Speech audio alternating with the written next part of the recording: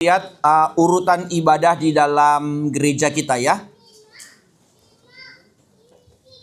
Mulai dari awal, walaupun tidak ada di dalam liturgi, biasanya kita datang mulai dari kan penyambutan. Sebagai seorang usher, ingatlah kita mewakili Tuhan menyambut umat Tuhan yang menerima undangan Tuhan. Jadi berlakulah demikian, sambutlah mereka.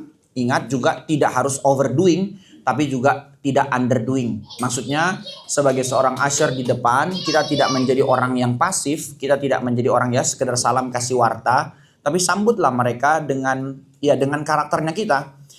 Ada orang-orang yang memang sangat supel dalam bicara, halo selamat datang. Ya, dalam hal ini kan ada orang-orang yang mungkin yang sangat sungkanan ya cuman bisa senyum, selamat datang, selamat beribadah. Artinya bawalah mereka kesadaran Tuhan itu menerima mereka dengan anggun lewat kita. Nah, itu juga yang perlu kita usahakan semaksimal mungkin dalam potensinya kita. Makanya menjadi usher kolektan bukan harus yang sudah mengenal jemaat, tapi sebisa mungkin kita belajar mengenal jemaat. Jadi kalau kita memang rutin datang, lalu kita yang kali ini jadi usher kolektan, jadi ushernya di depan. Kita tahu ini orang sudah lama datang kan dengan nyambut. Apa kabar? Sudah lama nggak ketemu ya. Selamat datang kembali. Kan rasa untuk dia menyadari Tuhan menerima dia itu kan something yang sangat serius kan ya. Sesederhana itu. Ini bukan memainkan perasaan manusia. Ini bukan dalam bermain-main dengan urusan tentang emosi. Tapi bagaimana membuat dia menyadari kehadiran Tuhan menerima dia. Ini poinnya. Sehingga setelah masuk, nah kita kan masuk sudah mulai kita buat juga. Nah ini yang seringkali yang masih PR yang harus dikembangkan. Tidak sedang menghakimi ya, tapi ini kan memang sedang latihan juga.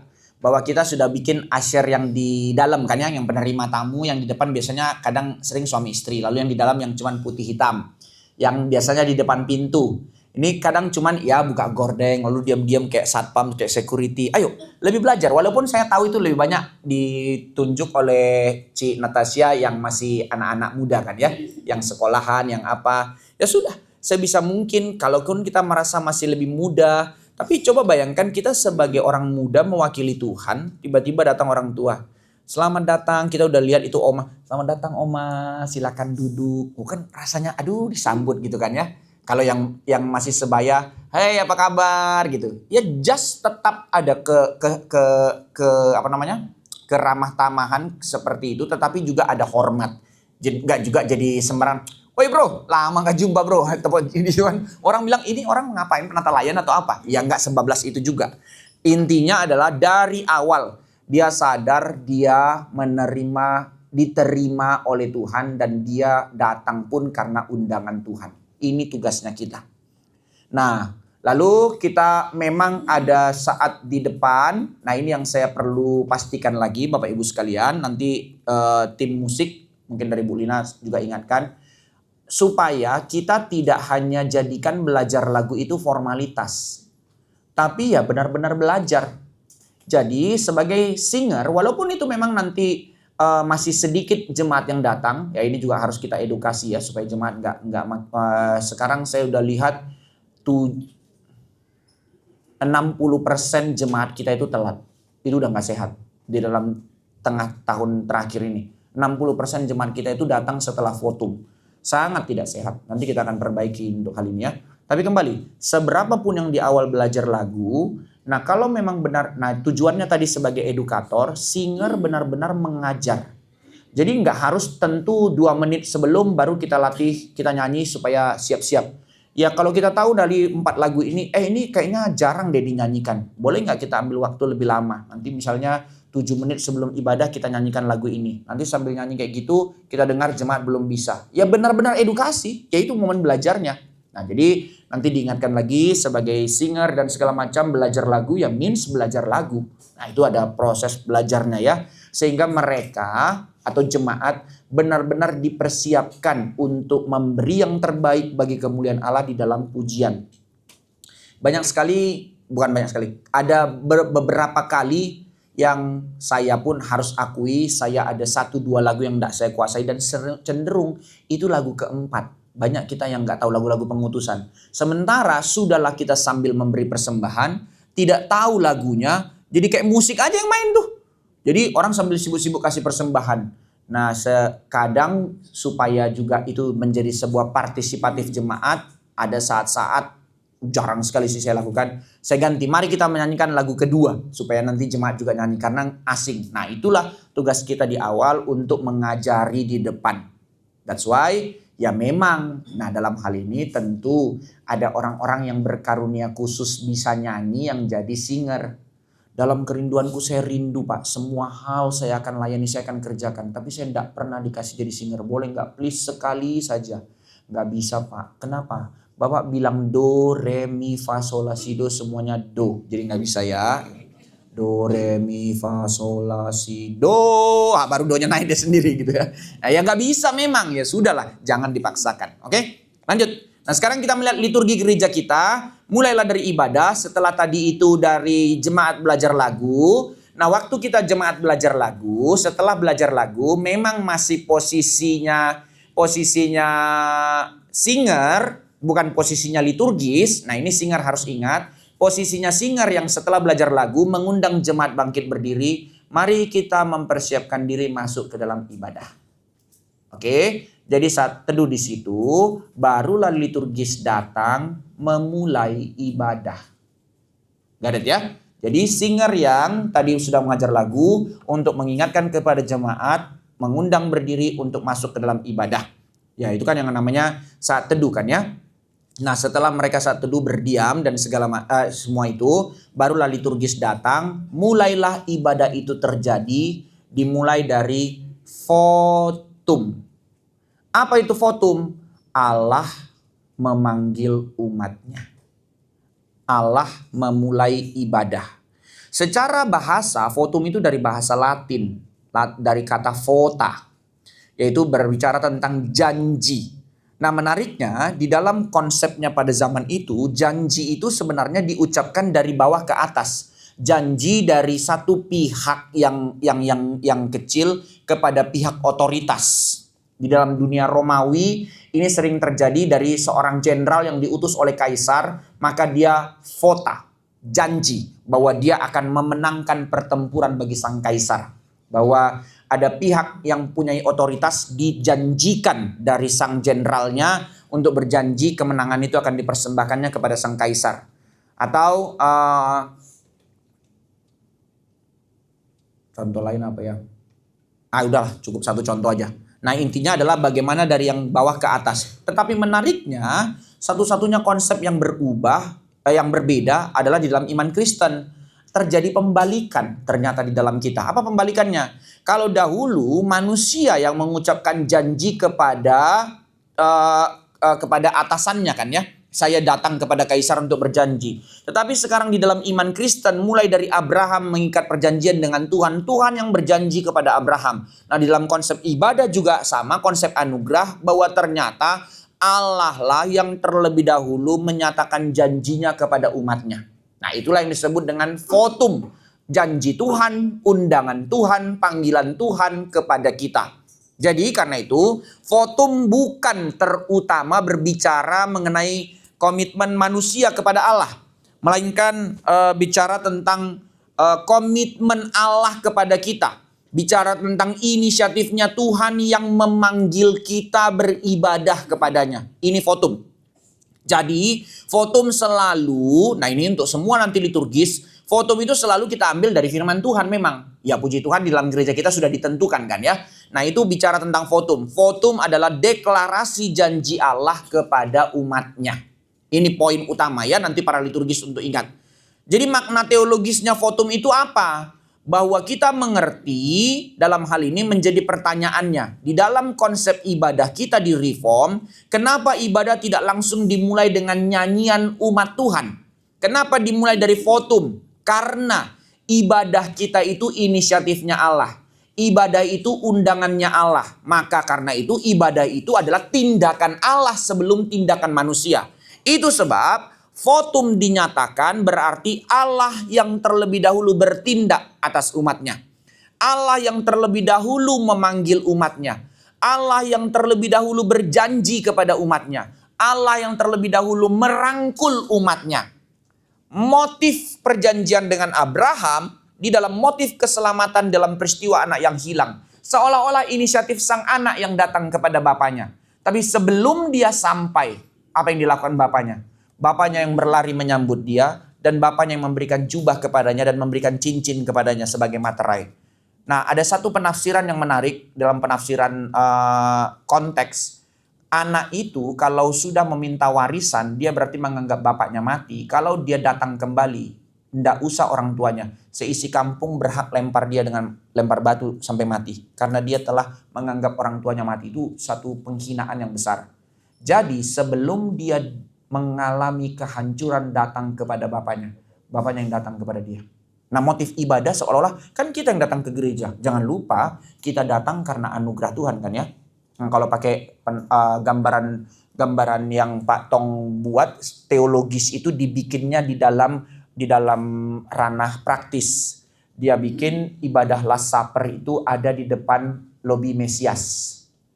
Kenapa? Supaya setiap kali orang mau masuk ibadah, dia sadar, saya hanya bisa masuk, datang bertemu dengan Bapa karena Kristus yang menumpahkan darahnya. Wah, itu sangat teologis sekali dasarnya sebenarnya. Nah, itu ada motif itu. Inilah yang disebut dengan gambaran undangan. Jadi dengan demikian, ibadah kita itu tidak pernah dimulai dari usaha kita, inisiatif kita. Tapi ibadah dimulai dari anugerah Allah dan panggilan Allah kepada kita.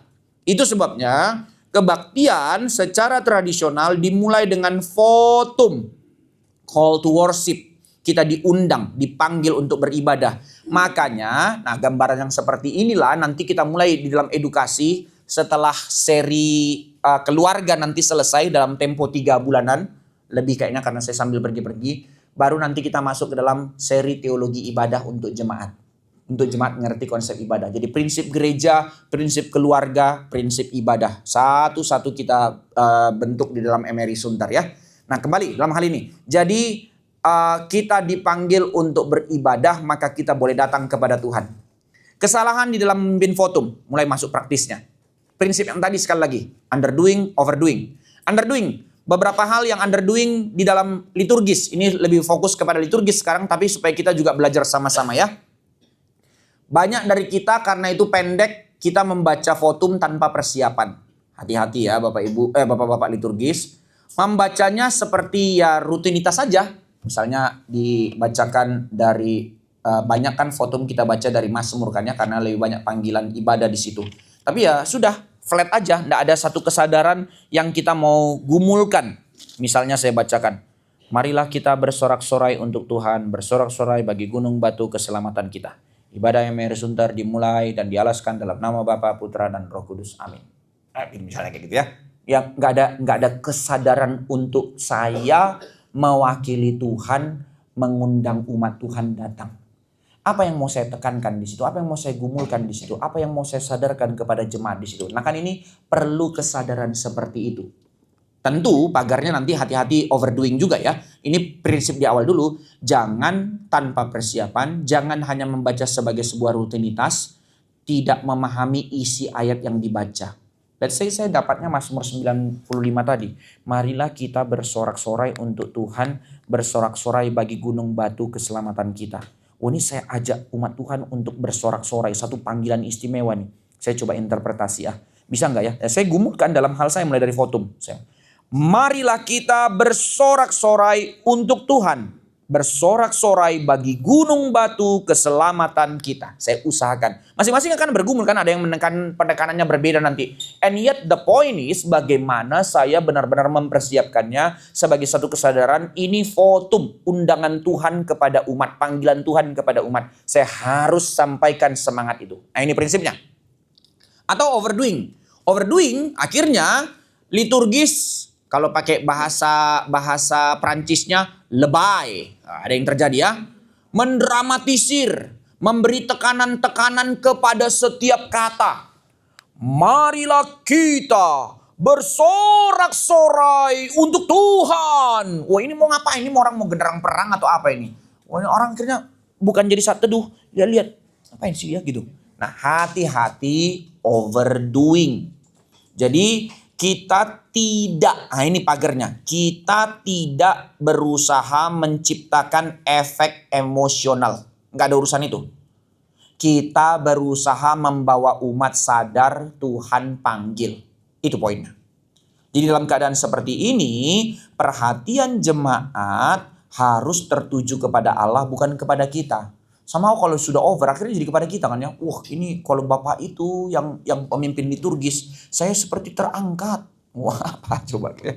Bukan kepada firman jadinya. Justru penekanannya kepada ada yang saya tekan karena orang untuk ngerti. Marilah kita bersorak-sorai. Iya, mari. Ajakan yang saya tekankan. Bukan setiap kata diteriakin. Apapun high tone, saudara. Mari kita bernyanyi lagu nomor 1. Ini mau pimpin demo atau apa gitu ya. Hati-hati. Oke? Itu prinsipnya. Underdoing, overdoing. Jadi prinsip memimpin votum. Pertama, pemimpin ibadah perlu mempersiapkan pembacaan votum dengan baik. Apa yang perlu ditekan, apa yang menjadi interpretasilah ayat itu dengan benar. Yang kedua, perlu menentukan bagian mana yang menjadi inti kalimat. Misalnya kayak tadi Mazmur itu ya, saya menekankan kata marinya. Kemudian memberi penekanan secara wajar dengan lewat apa? Entah itu dengan tempo, atau jeda, atau intonasi. Marilah bersorak-sorai. Marilah bersorak-sorai. Sama temponya, sama nada suaranya. Tapi saya tekankan marinya. Marilah bersorak-sorai bagi Tuhan. Nah, itu kan ada suasana yang kita buat untuk membuat mereka sadar undangan Tuhan. Jadi bukan permainan emosi. Ketiga, intinya jadinya tujuannya bukan menjadi teatrikal, melainkan menolong jemaat menangkap berita utama dari firman yang kita sampaikan. Jadi ada nuansa. Pertama kali firman keluar bukan dari pengkhotbah, tapi dari votum. Lihat ya. Firman itu keluar pertama kali dari votum. Dari Tuhan sendiri yang mengundang umatnya. Maka dengan kebiasaan seperti ini, jemaat secara berlahan terus secara kontinu dilatih secara bodily, liturgis. Belajar bahwa votum bukan formalitas pembukaan, tapi dengan suasana benar-benar kita gumulkan sebagai liturgis, deklarasi itu dirasakan oleh umat Tuhan, dialami oleh umat Tuhan. Bahwa ini Allah sendirilah yang sedang memanggil saya datang kepadanya lewat hamba-hambanya. Kita latih liturgis yang seperti itu. Sehingga dia nggak merasa bukan karena gua datang ke sini. Tapi Tuhan panggil. Tuhan terlalu serius memberi hak. Nah, itu kan kesadaran itu terus dilatih. Dibangun habitnya ya. Dampak jangka panjangnya. Maka votum bukan hanya membuka ibadah. Tetapi votum itu menjadi edukasi buat jemaat. Kesadaran itu terbangun. Coba bayangkan selama bertahun-tahun votum dengan kesadaran seperti ini terus dibangun. Disampaikan dengan baik.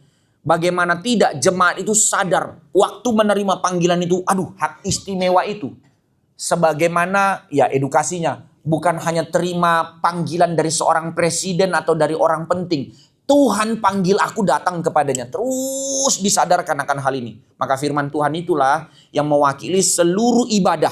Votum itu tadi menjadi dasar kesadaran hidup dia. Bahwa seluruh hidupnya nanti kan sebagai ibadah kan ya. Ada votum di situ, panggilan Tuhan untuk aku bekerja, panggilan Tuhan untuk aku rumah tangga, panggilan Tuhan untuk aku waktu di tengah-tengah hobiku. Seluruhnya di dalam kesadaran votum itu menjadi dasar hidupnya. Belum sampai kepada doksologi, dia sudah sadar hidupnya di dalam sebuah panggilan Tuhan. Nah, ini yang kita lakukan. Oke? Lalu setelah votum tentu didasari oleh formula Trinitas kan ya. Dari votum baru formula Trinitas. Nah, baru kita bernyanyi. Nanti nyanyi kita masukkan ke dalam elemen sama, kita gabung dengan semua nyanyian. Sekarang kita masuk ke dalam prinsip doa pembukaan. Nah, doa pembukaan itu apa bedanya dengan votum? Ini yang namanya timbal balik dari Allah yang memanggil dan dari manusia yang berespon. Itu namanya votum Tuhan memanggil, doa pembuka respon manusia datang kepada Tuhan. That's why saya berdiri sebagai wakil Tuhan memanggil umat. Dan setelah itu saya mewakili umat datang berseru kepada Tuhan. Itu liturgis. Jadi doa pembukaan itu boleh pakai kalimat tanda petik sebagai sapaan kita. Kita datang menyapa Tuhan. Meresponi undangan Tuhan. Jadi sebelum membahas cara memimpin doanya, kita perlu memahami terlebih dahulu tujuannya dalam liturgis. Kenapa ada doa pembukaan? Jadi nggak hanya parsing-parsing ya, itu dalam setting benang merahnya ada doa pembuka itu apa tujuannya dalam liturgi. Doa pembukaan bukan doa memulai acara. Kenapa? Kenapa doa pembuka bukan memulai acara? Karena acaranya sudah dimulai dari votum. Kan Tuhan yang memulai. Inisiatifnya Tuhan. Kalau doa menjadi doa pembuka itu menjadi memulai acara, berarti tadi votum belum ibadah. Nah, jadi itu kekeliruannya. Kita nggak mulai dari situ. Jika votum menyatakan bahwa Allah memanggil umatnya, maka doa pembukaan merupakan respon umat terhadap panggilan Allah. Maka perhatikan urutannya. Allah memanggil umat, votum. Jemaat merespon dengan pujian, terpujilah Tuhan. Maka ketika Tuhan panggil, kita bersorak kepada kemuliaannya. Makanya dalam liturgi kita lagu pertama itu semuanya grand kan ya, pujian kan ya, di dalam mengagumi Tuhan. Dan setelah itu, karena kita telah memuji Tuhan, barulah jemaat datang menyapa Allah melalui doa. Maka dengan demikian, doa pembukaan merupakan kelanjutan yang alami dari respon terhadap panggilan Allah dari votum. Jadi fungsi utama doa pembuka para liturgis harus ingat bukan menyampaikan berbagai permohonan. Sekali lagi, belum. Tetapi sebagai dasar datang meresponi Tuhan. Kalau pakai kalimat tadi, Tuhan sudah panggil, ya saya menyapa balik. Istilah dalam dialog, istilah dalam komunikasi. Jadi doa pembukaan sebaiknya dimulai dengan memperkenalkan kembali siapa Allah yang sedang kita sembah. Nah, perhatikan liturgis, doa pembukaan sangat baik memperkenalkan kembali siapa Allah yang sedang kita sembah. Artinya tujuannya adalah doa pembukaan itu seharusnya berpusat kepada Allahnya, bukan tentang dirinya kita. Nanti syafaat tentang pergumulan. Liturgis di dalam doa pembuka berpusat kepada Allah. Jadi dalam doa pembukaan itu liturgis mengajak jemaat untuk apa sebenarnya? Memanggil Allah. Mengakui kebesaran Allah. Atau juga bisa memuji sifat-sifatnya Allah. Karena dibawa kepada, sekali lagi, seluruh ibadah kan membawa umat kembali kepada Tuhan kan. Mulailah dari doa pembuka untuk memuji Tuhan. Kami datang kepada Allah yang begitu besar. Allah yang penuh kasih setia. Allah yang telah menyertai. Nah, seringkali kita lebih jatuh kepada tentang kita. Memang tentang Allah, tapi tentang lebih banyak ucapan syukur kita. Bapa di sorga, kami bersyukur sepanjang seminggu ini Tuhan sudah menyertai kami. Di dalam suka, dalam duka, dalam pekerjaan, dalam seluruh lelahnya kami. Sekarang kami datang kepadamu. Wah. Bukan. Dari votum panggilan Tuhan, maka kita memuji Tuhan yang telah memanggil kita. Gambaranlah presiden datang, lalu panggil kita datang. Terima kasih ya Pak ya, Bapak mau datang ke sini. It's about him kan ya. It's not. Pak Presiden terima kasih datang. Lihatlah Pak, jalan kami jelek, lihat kayak gini. Wah nggak ada, tempeleng sama pas pampres langsung. Gitu kan ya. Nah sama dalam hal ini, mari kita jangan buru-buru tentang kitanya.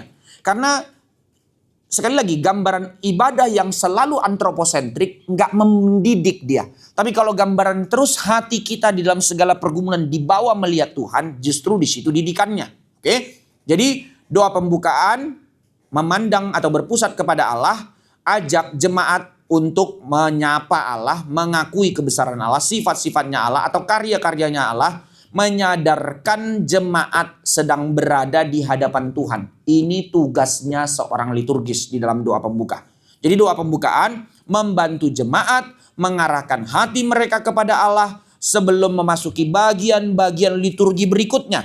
Maka dengan demikian dari awal bangunan pemikiran, bangunan suasana hati dari seluruh jemaat, perhatian seluruh jemaat hanya diarahkan kepada Allah. Karena memang ibadah itu undangan Allah untuk kita memuji Dia. So, it's not about me. Tetapi terpujilah Tuhan. Semua dampaknya selalu tentang kita. Aduh Tuhan itu terlalu baik ya. Jangan balik, dampaknya yang kita kejar. itu bonus dan sudah pasti dapat kok. Jadi tidak usah fokus ke situ, fokuslah kepada Allah. Maka doa pembukaan membantu jemaat mengarahkan hatinya kepada Allah, buat arah hati jemaat diarahkan kepada Allah. Maka di dalam doa pembukaan susunlah apa yang mau kita nyatakan menyerukan kepada Tuhan. Mari kita lihat benang merahnya. Hubungan antara votum, pujian, dan doa pembukaan. Nah, ini yang menarik. Salah satu prinsip yang penting yang ditekankan dalam pengajaran kita hari ini adalah bahwa setiap unsur, ini penting harus kita ingat, setiap unsur liturgi harus saling berhubungan. Itu yang tadi saya bilang, tidak boleh putus-putus. Doa pembukaan tidak boleh berdiri sendiri. Semuanya harus menjadi satu rangkaian yang membawa kepada klimaks. Selalu begitu. Maka itu tugas liturgis untuk bagaimana mempersiapkan jemaat kepada firman. Jadi klimaks. Idealnya terdapat hubungan yang sangat indah yang disusun dari ayat votum, lagu pembukaan, dan isi doa pembukaan. Maksudnya bagaimana? Jadi Pak liturgis dalam mempersiapkan bukan hanya mempersiapkan kata-kata formulanya tadi ibadah, lalu nyanyiannya, tapi doanya juga disesuaikan dengan, tadi coba sesuaikan. Dari ayat votumnya tentang apa ya? Misalnya bersorak-sorai bagi gunung batu keselamatan. Misalnya ayatnya yang dipakai tadi Mazmur 95 yang dikasih. Lalu lagunya tentang hormat bagi Allah Bapa, hormat bagi Allah Anak. Oke, ini bersorak bagi gunung batu, hormat bagi Allah Bapa. Kami datang kepada Allah yang begitu besar, gunung batu pengharapan kami, yang baginya lah kemuliaan hanya layak diberikan. Nah, enak kan ya? Sesuai semua rangkaian. Tadi saya bilang ini, sinkron. Jadi dibawa terus jemaat dalam satu setting, satu benang. Nah, itu yang namanya persiapan sebagai liturgis. Jadi votumnya menekankan kesetiaan Allah. Lagunya misalnya pertama memuji kasih Allah, maka doa pembukaannya lanjutkan tema itu. Bagaimana menarik dari kesetiaan Allah dan kasih Allah di dalam satu ucapan syukur. Kami bersyukur, kami boleh datang menerima undangan dari Allah yang begitu setia. Allah yang mengasihi, yang telah menebus kami, memperlayakkan kami datang ke hadiratnya. Nah, kan enak jadinya. Bukan soal perasaan ya, soal urutannya, didikannya. Maka dengan demikian jemaat itu mengalami seluruh liturgi berjalan sebagai satu kesatuan, bukan bagian-bagian yang terpisah yang dicocok-cocokkan, yang dimasuk-masukkan. Votumnya misalnya tentang panggilan, misalnya ada yang kadang-kadang kita bilang panggilan Injil.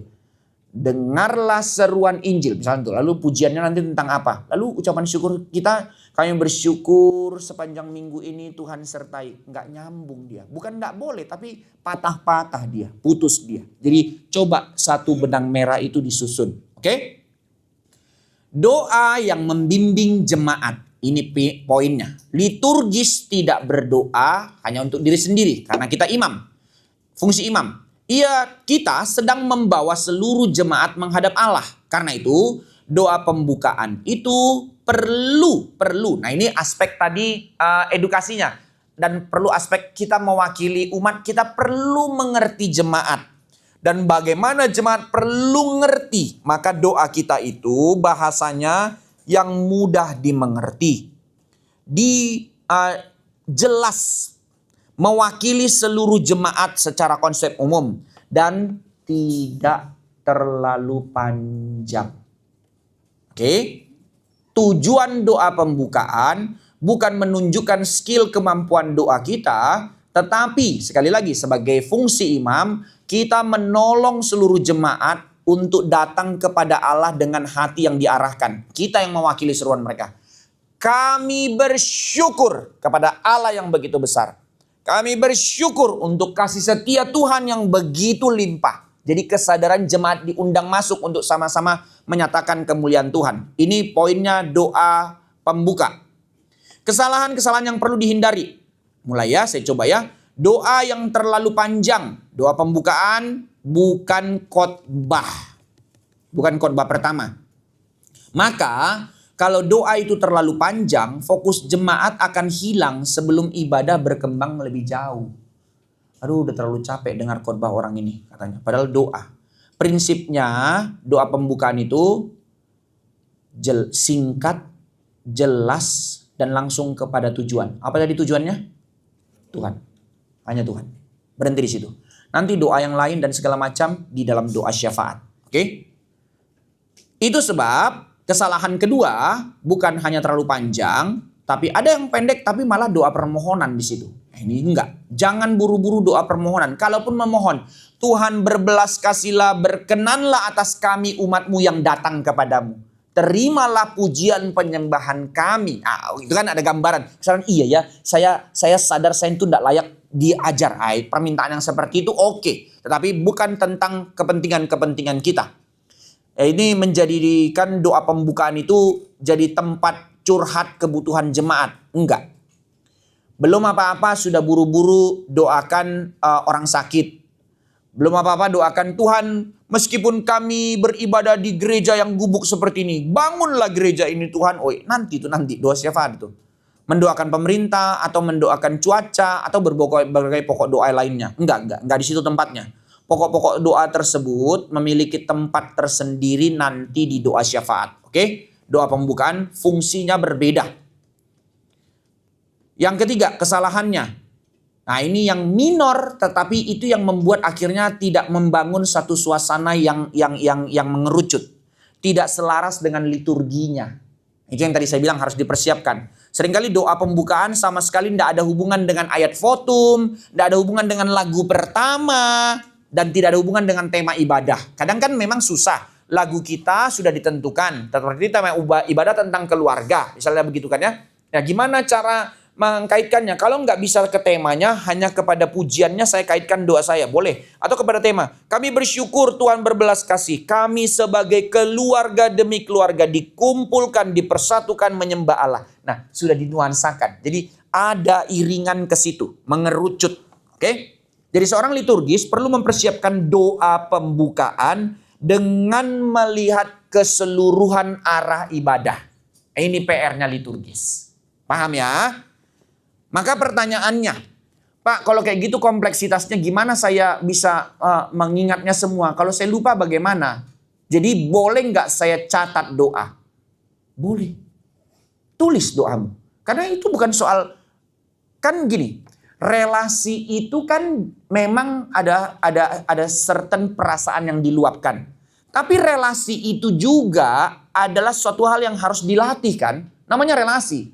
Tentu saya tidak menjadi orang yang kaku karena diprotokolkan, tetapi juga saya tidak menjadi orang yang selalu spontan.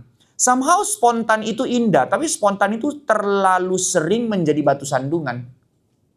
Banyak sekali yang saya mau mengekspresikan kasih saya kepada istri saya yang saya tidak persiapkan. Somehow itu sepertinya lebih romantis. Enggak, kadang-kala itu lebih destruktif. Nah makanya tulis, rancangkan. Kira-kira apa ya? Udahlah apa yang ada di sana nanti saya kasih aja. Nah itu kan kayaknya nggak ada satu kesadaran perjuangan. Jadi waktu saya berdoa nanti sebagai liturgis saya baca. Tapi Pak kalau nanti jemaat merasa batu sandungan waktu dia lihat ternyata saya baca gimana? Ya salahnya dia nggak berdoa. Nah, ngapain dia lihat saya? Iya betul itu poinnya. Ya sudah. Mari kita berdoa. Sebagai liturgis kan saya sudah mengundang itu kepada dia. Dan sebagai liturgis saya harus membawa seluruh hal ini kepada Tuhan. Maka saya bertanggungjawabkan untuk tidak bersalah. Itu fungsinya saya, bukan fungsinya dia. Tetapi kalau dia menganalisa fungsi saya. Ini orang berdoa buka mata dan segala macam. Itu urusan dia, tidak usah pusing. Ya, tapi juga tentu kita juga bukan soal tulis atau tidak tulisnya. Janganlah pula doa itu cuma dibaca. Bapa kami yang di sorga, kami bersyukur atas kebesaranmu dan kemuliaanmu yang begitu indah. Keren sih, tapi ya udah kayak protokol lagi baca aja tuh. Undang-Undang Dasar Negara Republik Indonesia tahun 1945. Pembukaan bahwa sesungguhnya kemerdekaan itu ialah hak segala bangsa. Masih hafal saya. Oke lanjut. Nah itu. Tapi ada juga yang lebay. Undang-Undang Dasar. Wah cilakan orang lama upacara panas. Woi panas gitu kan. Lama banget nanti pembacaannya gitu. Tetapi ada juga. Ada anak yang bisa bacain itu kayak jadi kita mau perang ya gitu. Undang-Undang Dasar Negara Republik Indonesia tahun 1945. Pembukaan. Wah, proklamasi ya. Bahwa sesungguhnya kemerdekaan itu ialah hak segala bangsa. Akan enak, dia cepat dia. Nah, sama sebenarnya. Kita juga berdoakan gitu. Kami bersyukur kepada Allah kami yang hidup. Kami bersyukur kepada Allah kami yang hidup, Allah yang penuh kasih setia. Ini orang lagi ngapain? Wus lagi boom gitu aja ya, sampai langsung di Bandung. Enggak kan ya? Jadi seorang liturgis mempersiapkan doanya dengan keseluruhan alur ibadah. Itu prinsipnya ya. Jadi bukan tidak boleh ditulis, tetapi jangan cuma dibacakan, tapi juga tidak dimainkan. Kita tidak sedang memainkan efek-efek emosi, membuat dramatisir. Bukan. Tetapi kita sungguh-sungguh memunculkan emosinya. Nah ini poinnya ya. Sebagai seorang pengkhotbah di dalam kelas homiletik, saya selalu menekankan hal ini. Pengkhotbah tidak boleh mendramatisir, tetapi pengkhotbah harus memunculkan emosi dari cerita. Dengan karakter kita, saat kita menyatakan kemarahan Allah, ekspresikanlah kemarahan itu sebagaimana kita menyatakan kemarahan. Bukan lebay atau kayak jadi artis saja. Allah marah, saudara marah. Oh ini orang mau main sinetron drama Korea atau apa? Betapa murkanya Tuhan atas dosa. Nah, ini emosi yang dimunculkan. Sebagaimana kita menyatakan kemarahan. Nah ini dua hal yang berbeda. Sekali lagi urusan motivasi ya. Oke. Prinsipnya kembali dampak jangka panjang. Wah saya harus cepat. Ini masih doa pembuka. Kapan kita selesai? Materi kembali mengingatkan dalam hal ini. Prinsip ini kita harus kembali mengingatkan bahwa setiap unsur liturgi memiliki dampak pembentukan. Sama dengan doa pembuka. Doa pembuka terus-menerus berpusat kepada Allah, maka jemaat pun akan belajar bagaimana dia berdoa lebih dahulu berpusat kepada Allah. Itu kan menjadi satu pembelajaran. Setiap kali nanti dia berdoa, dia tahu bagaimana memuji Tuhannya sebelum dia bersungut-sungut kepada Tuhan. Sebaliknya, apabila doa pembukaan selalu berpusat kepada kebutuhan manusia, ya akhirnya doanya ya selalu tentang diri. Nah ini edukasinya. Inilah tugas kita sebagai liturgis. Jadi doa pembukaan bukan sekedar doa singkat di awal, bukan doa yang panjang-panjang, tetapi liturgis sedang membentuk cara jemaat memahami Allah dengan benar. Sudah ada edukasi loh, firman loh itu. Oke. Jadi prinsip yang penting dalam doa pembuka. Pertama, doa pembuka adalah respon terhadap panggilan Allah. Kedua, fokus utamanya karena itu hanya datang kepada Allah. Ketiga, hubungkan doa kita itu, doa pembuka itu dengan votum dan pujian pertama khususnya. Hubungkan, jadi satu benang merah. Keempat, gunakan bahasa yang sederhana dan mewakili seruan umat Tuhan.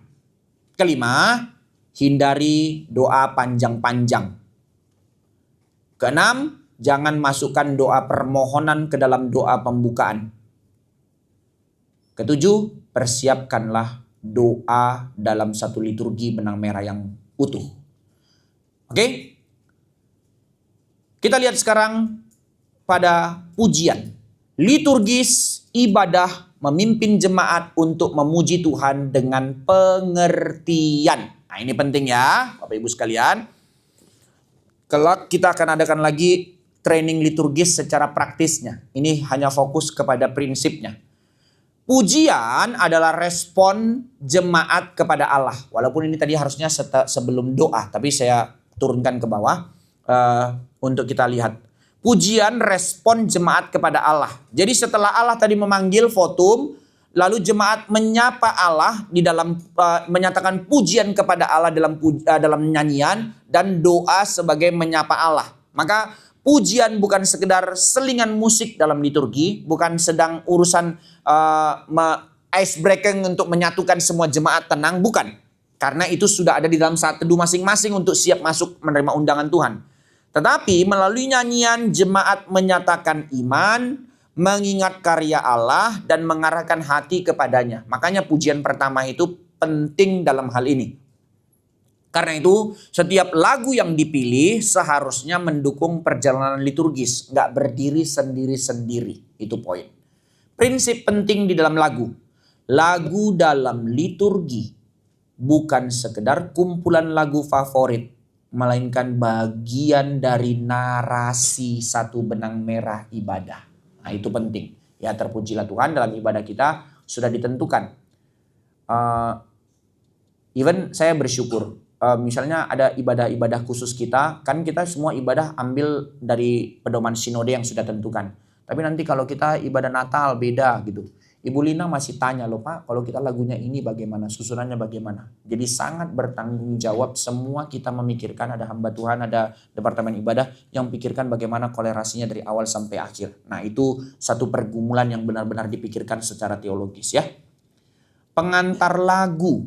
Nah, sekarang kita masuk kepada liturgis. Kita kan ada pengantar kan ya. Untuk apa kita pengantar lagu? Somehow kita mengutip kalimatnya atau bicara tentang latar belakang lagu itu dan segala macam. Intinya tujuan dari pengantar lagu adalah untuk membantu bukan menggantikan. Apa maksudnya?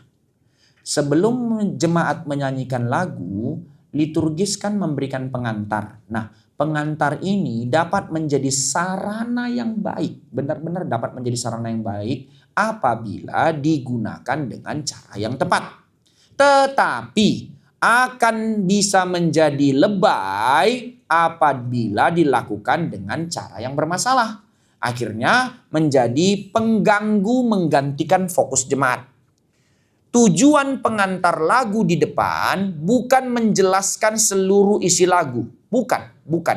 Tujuannya membantu jemaat melihat pokok pikiran apa yang mereka akan nyanyikan. Sekali lagi ya. Jadi saya tidak perlu berpanjang-panjang. Misalnya dari lagu pertama. Ya setelah Votum. Dalam nama Allah Bapa, Putra, dan Roh Kudus. Jemaat sekalian, dengan tetap berdiri, mari kita mengagungkan Tuhan. Tidak harus dengan kalimat ini. Apa kata dalam lagu itu yang bisa kita pakai? Mari kita menyatakan hormat bagi Allah Tritunggal. Terpujilah Allah, kita bernyanyi. Terpuji. Misalnya kayak gitu. Atau lagu apa? Kutip dari kalimat itu atau penekanan yang sejajar dengan apa yang dipersiapkan dalam lagu itu.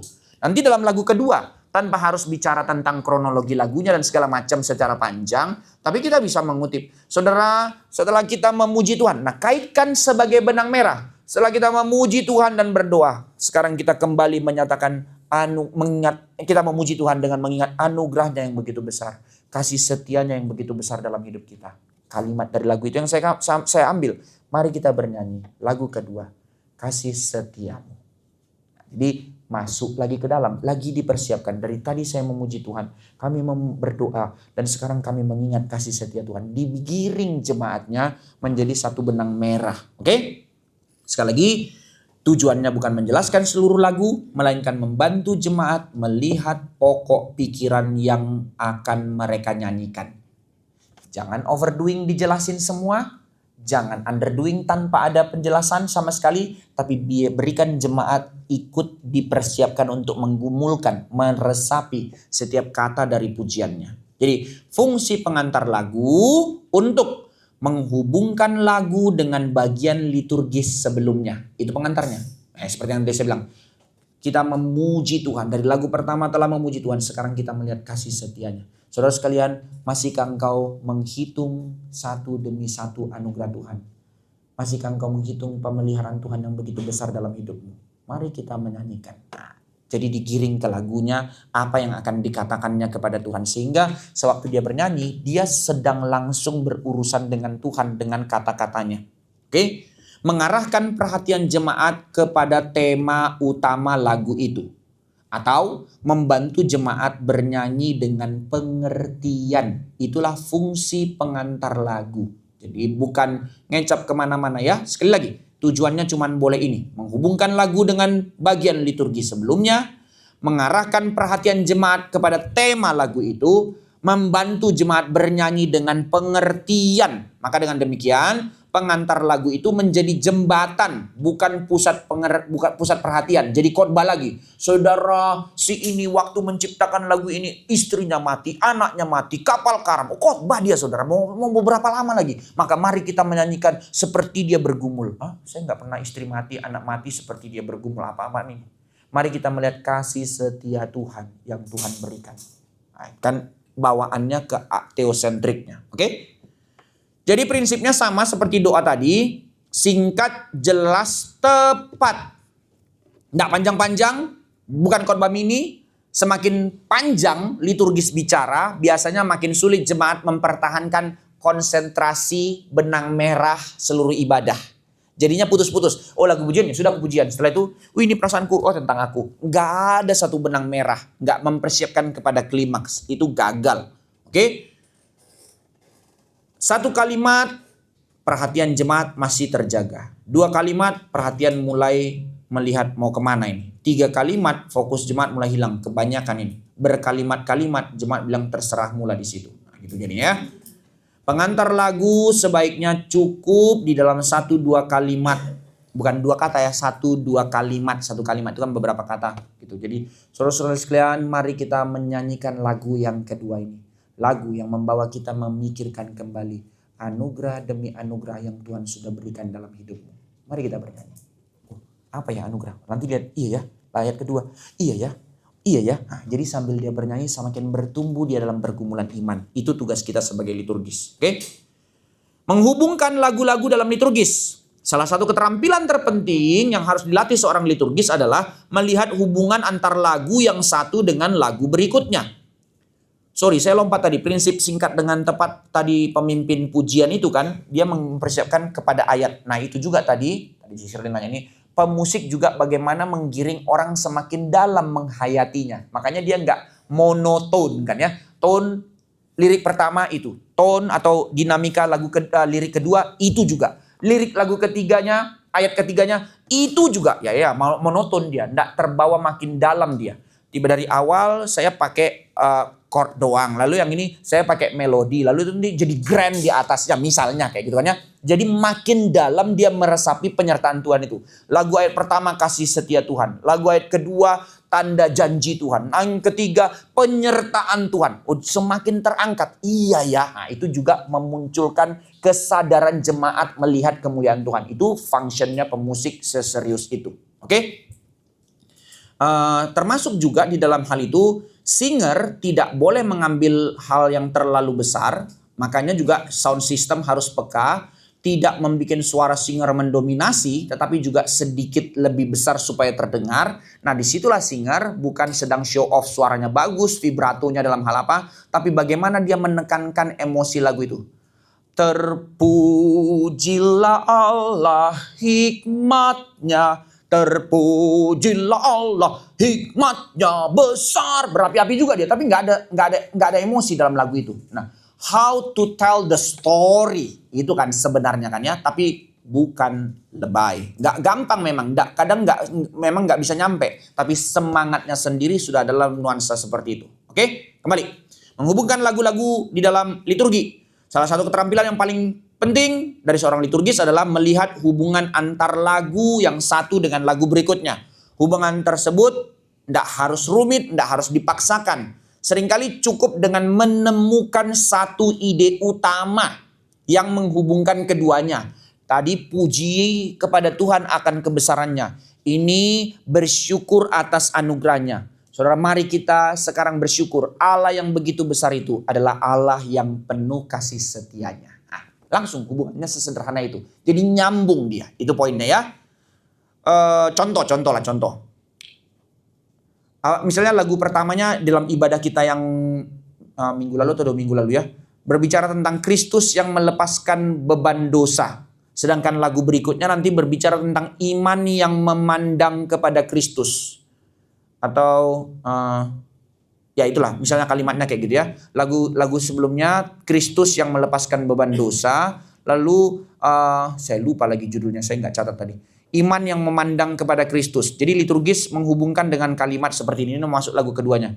Saudara sekalian, karena Kristus telah melepaskan kita dari beban dosa melalui salib, kita dapat datang kepadanya dengan iman dan pengharapan. Mari kita memuji Tuhan dengan iman dan pengharapan ini. Nah, itu kata yang dipakai di dalam lagu itu. Sehingga nyambung dia. Jadi pengantar seperti ini cukup untuk membantu jemaat melihat kesinambungan liturgi tanpa mengurangi ruang bagi mereka untuk merenungkan sendiri kata demi kata lagunya. Itu poinnya. Oke?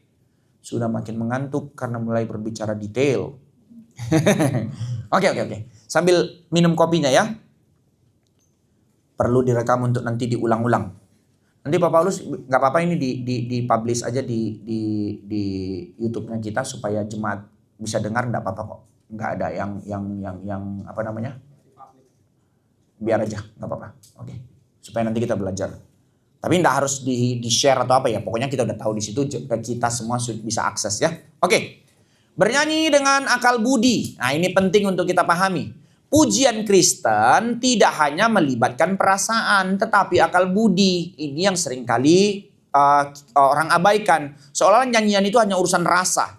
Ketika jemaat memahami hubungan antar lagu tadi yang kita susun, mereka tidak lagi menyanyikan hanya karena melodinya indah atau katanya di situ saya memuaskan perasaan saya. Tapi dia memahami satu benang merah story di situ, bertumbuh dia di dalam satu tatanan ibadah. Itu yang kita perlu lakukan. Misalnya, ini yang saya ingat minggu lalu yang kita nyanyi lagu. Kristuslah batu penjuru. Da da da da da da da da. Mereka tidak hanya mengingat pengalaman emosional di situ, tetapi juga memahami karya penebusan Kristus. Maka nanti lagu keduanya muncul lagu Roh Kudus hidupkanku. Jadi kesadaran dari Kristus batu penjuru, lalu nanti di lagu kedua Roh Kudus hidupkanku. Maka nanti di situ sebagai liturgis saya mengajak jemaat untuk melihat bahwa iman kepada Kristus tadi terus hidup karena Roh Kudus yang terus memimpin. Saudara, kita bersyukur karena Kristus batu penjuru kita telah menyelamatkan kita, dan kita tahu iman kita menjadi teguh karena Roh Kudus yang senantiasa menghidupkan. Mari kita memuji Roh Kudus hidupkanku. Jadi satu story di kepalanya. Jadi bukan hanya sekedar nyanyi dia. Ada satu line yang terus diikutinya berpuncak dalam pikirannya. Oke? Jadi kita membawa jemaat kepada kesinambungan dalam liturgi. Itu poinnya ya. Sekaligus walaupun kita di sini bukan liturgis, tadi kita cuma perantaraan di bawah, tapi dengan belajar seperti ini pun kita juga mengerti bagaimana beribadah dengan benar. Nah, itu poinnya. Berikut. Mendidik jemaat melalui lagu. Sebenarnya sudah ada nuansa tadi bernyanyi dengan akal budi. Lebih dalam kita lihat mendidik jemaat melalui lagu. Salah satu tujuan jangka panjang dari pengantar lagu adalah membentuk cara berpikir jemaat. Ini edukatornya. Maksudnya apa? Jadi kalau setiap minggu liturgis membantu jemaat melihat hubungan antar lagu, selalu cara dengan pola yang sama ini, maka lama-kelamaan jemaat akan terbiasa bertanya, waktu nyanyi pertama, apalagi ya? Karena sudah jadi habitus dia. Tanpa harus dibilang liturgis lagi, nanti waktu lagu kedua, dia langsung secara habitus mengkaitkan dari pujian pertama, apa yang dinyanyikan lagu kedua. Jadi habit dia, jadi pembelajaran buat kehidupan jemaat. Mengapa lagu ini dipilih, apa hubungan dengan lagu sebelumnya. Akhirnya jadi otomatis dia berpikir demikian. Karena pola liturgis mendidik demikian. Mengapa lagu ini dinyanyikan pada bagian liturgis yang ini? Kenapa ya? Oh, lagu ketiga kok ini ya? Iya ya. Nah, jadi belajar dia menginterpretasi, berteologi. Maka ketika pertanyaan-pertanyaan itu muncul secara alami dalam pikiran jemaat, itu berarti liturgi itu telah menjalankan fungsi pendidikannya. Wah, itu bagusnya. Oke? Ini yang dimaksud bahwa liturgi membentuk jemaat melalui kebiasaan yang terus-menerus dilakukan. Sesederhana itu tapi seserius itu loh. Jadi dalam liturgi yang paling penting bukan apakah ibadah minggu itu terasa spektakuler, terangkat. No. Tetapi apakah kebiasaan yang benar itu dibangun secara konsisten lewat liturginya. Yang menghasilkan jemaat yang bertumbuh dalam jangka panjang. Nah, itu cara kita bertumbuh dalam liturgi ya. Ibadah yang konsisten bukan ibadah yang membosankan. Justru ibadah yang konsisten adalah ibadah yang membangun. Saudara jangan berpikir ada pola ibadah kita masa nggak berubah. Kenapa nggak dimulai dengan lagu yang lompat-lompat minggu ini, minggu depan lagu yang nangis-nangis dulu. No. Liturgi karena bukan membangun perasaan kita tapi membangun suasana teosentrik dalam cara berpikir kita. Itu yang terus dibangun. Oke? Pelayanan yang lahir dari perenungan. Nah, ini prinsip di dalam ibadah kita. Kita harus ingat pengantar lagu, kita kan tadi setiap kali ada pengantar lagu tidak boleh dibuat hanya agar liturgis mempunyai sesuatu yang perlu dikatakan. Has something to say. Sebaliknya, liturgis perlu lebih dahulu merenungkan lagu-lagu yang akan dipimpin. Jadi persiapan kita, Bapak liturgis, pastikan sebelum kita jadi liturgis, kita sudah baca setiap ayat dari lagu itu. Yang kedua, kita sudah menyanyikannya sebelum kita jadi liturgis. Sehingga kita belajar, gak ada kalimat yang keliru, penekanannya apa dan segala macam. Oke? Dengan demikian, pengantar lagu bukan hasil hafalan atau pencarian informasi data, tetapi kita menyadari, memahaminya, mengalaminya, dan itu yang kita bawa kepada jemaat. Jadi sebuah perenungan pribadi terhadap firman untuk dinyanyikan bersama dengan jemaat. Nah, itu fungsi kita sebagai liturgis. Oke? Prinsip-prinsip praktisnya ya. Saya bacakan sedikit dalam hal ini. Dalam memimpin pujian jemaat, perhatikan beberapa prinsip berikut ini. Pertama, pilihlah pengantar yang singkat dan langsung kepada pokoknya. Ingat ya, kepada prinsipnya. Kedua, hubungan lagu dengan unsur liturgis sebelumnya harus relevan, bukan terpisah-pisah. Ketiga, bantu jemaat melihat hubungan antar lagu. Inilah pengantar yang kita sampaikan, jadi bukan putus-putus.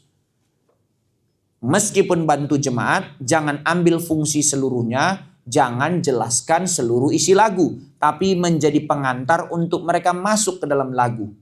Gini maksudnya, kalau kita mau nonton film ada trailernya kan ya. Tapi kalau trailer itu spoiler, kita nggak akan mau nonton lagi filmnya. Tapi karena film itu trailernya itu, jadi mau kemana nih? Mau kemana nih? Jadi dia pengen nonton. Nah sama, kata pembuka kita mempersiapkan orang pengen melihat apa kata-kata dari lagu itu. Bukan menjelaskan semua kata-kata dari lagu itu. Nah itu poinnya. Seperti sebuah trailer dalam film. Oke? Berikan ruang bagi jemaat untuk merenungkan sendiri lagu itu. Persiapkan diri kita sebagai liturgis melalui perenungan pribadi kita terhadap lagu-lagu yang akan kita nyanyikan itu. Dan ingat bahwa tujuan utama adalah untuk membangun jemaat, bukan main emosinya. Bukan untuk kemampuan speech bicaranya kita, tetapi membangun jemaat. Maka perlu terus untuk kita ingat, pujian merupakan respon kita terhadap Allah yang telah lebih dahulu menyatakan dirinya kepada kita. Jadi bukan perasaan manusia. Karena itu tugas kita sebagai liturgis bukan sekedar mengumumkan nomor lagu. Mari kita nyanyi nomor 1, nomor 2. Bukan. Melainkan menolong jemaat memasuki makna teologi dari nyanyian yang akan mereka sampaikan kepada Tuhan. Jadi pengantar lagu yang baik bersifat singkat, jelas, menghubungkan satu lagu dengan lagu berikutnya. Sehingga seluruh liturgi menjadi satu kesatuan benang merah yang utuh. Nggak putus-putus. Ingat ya.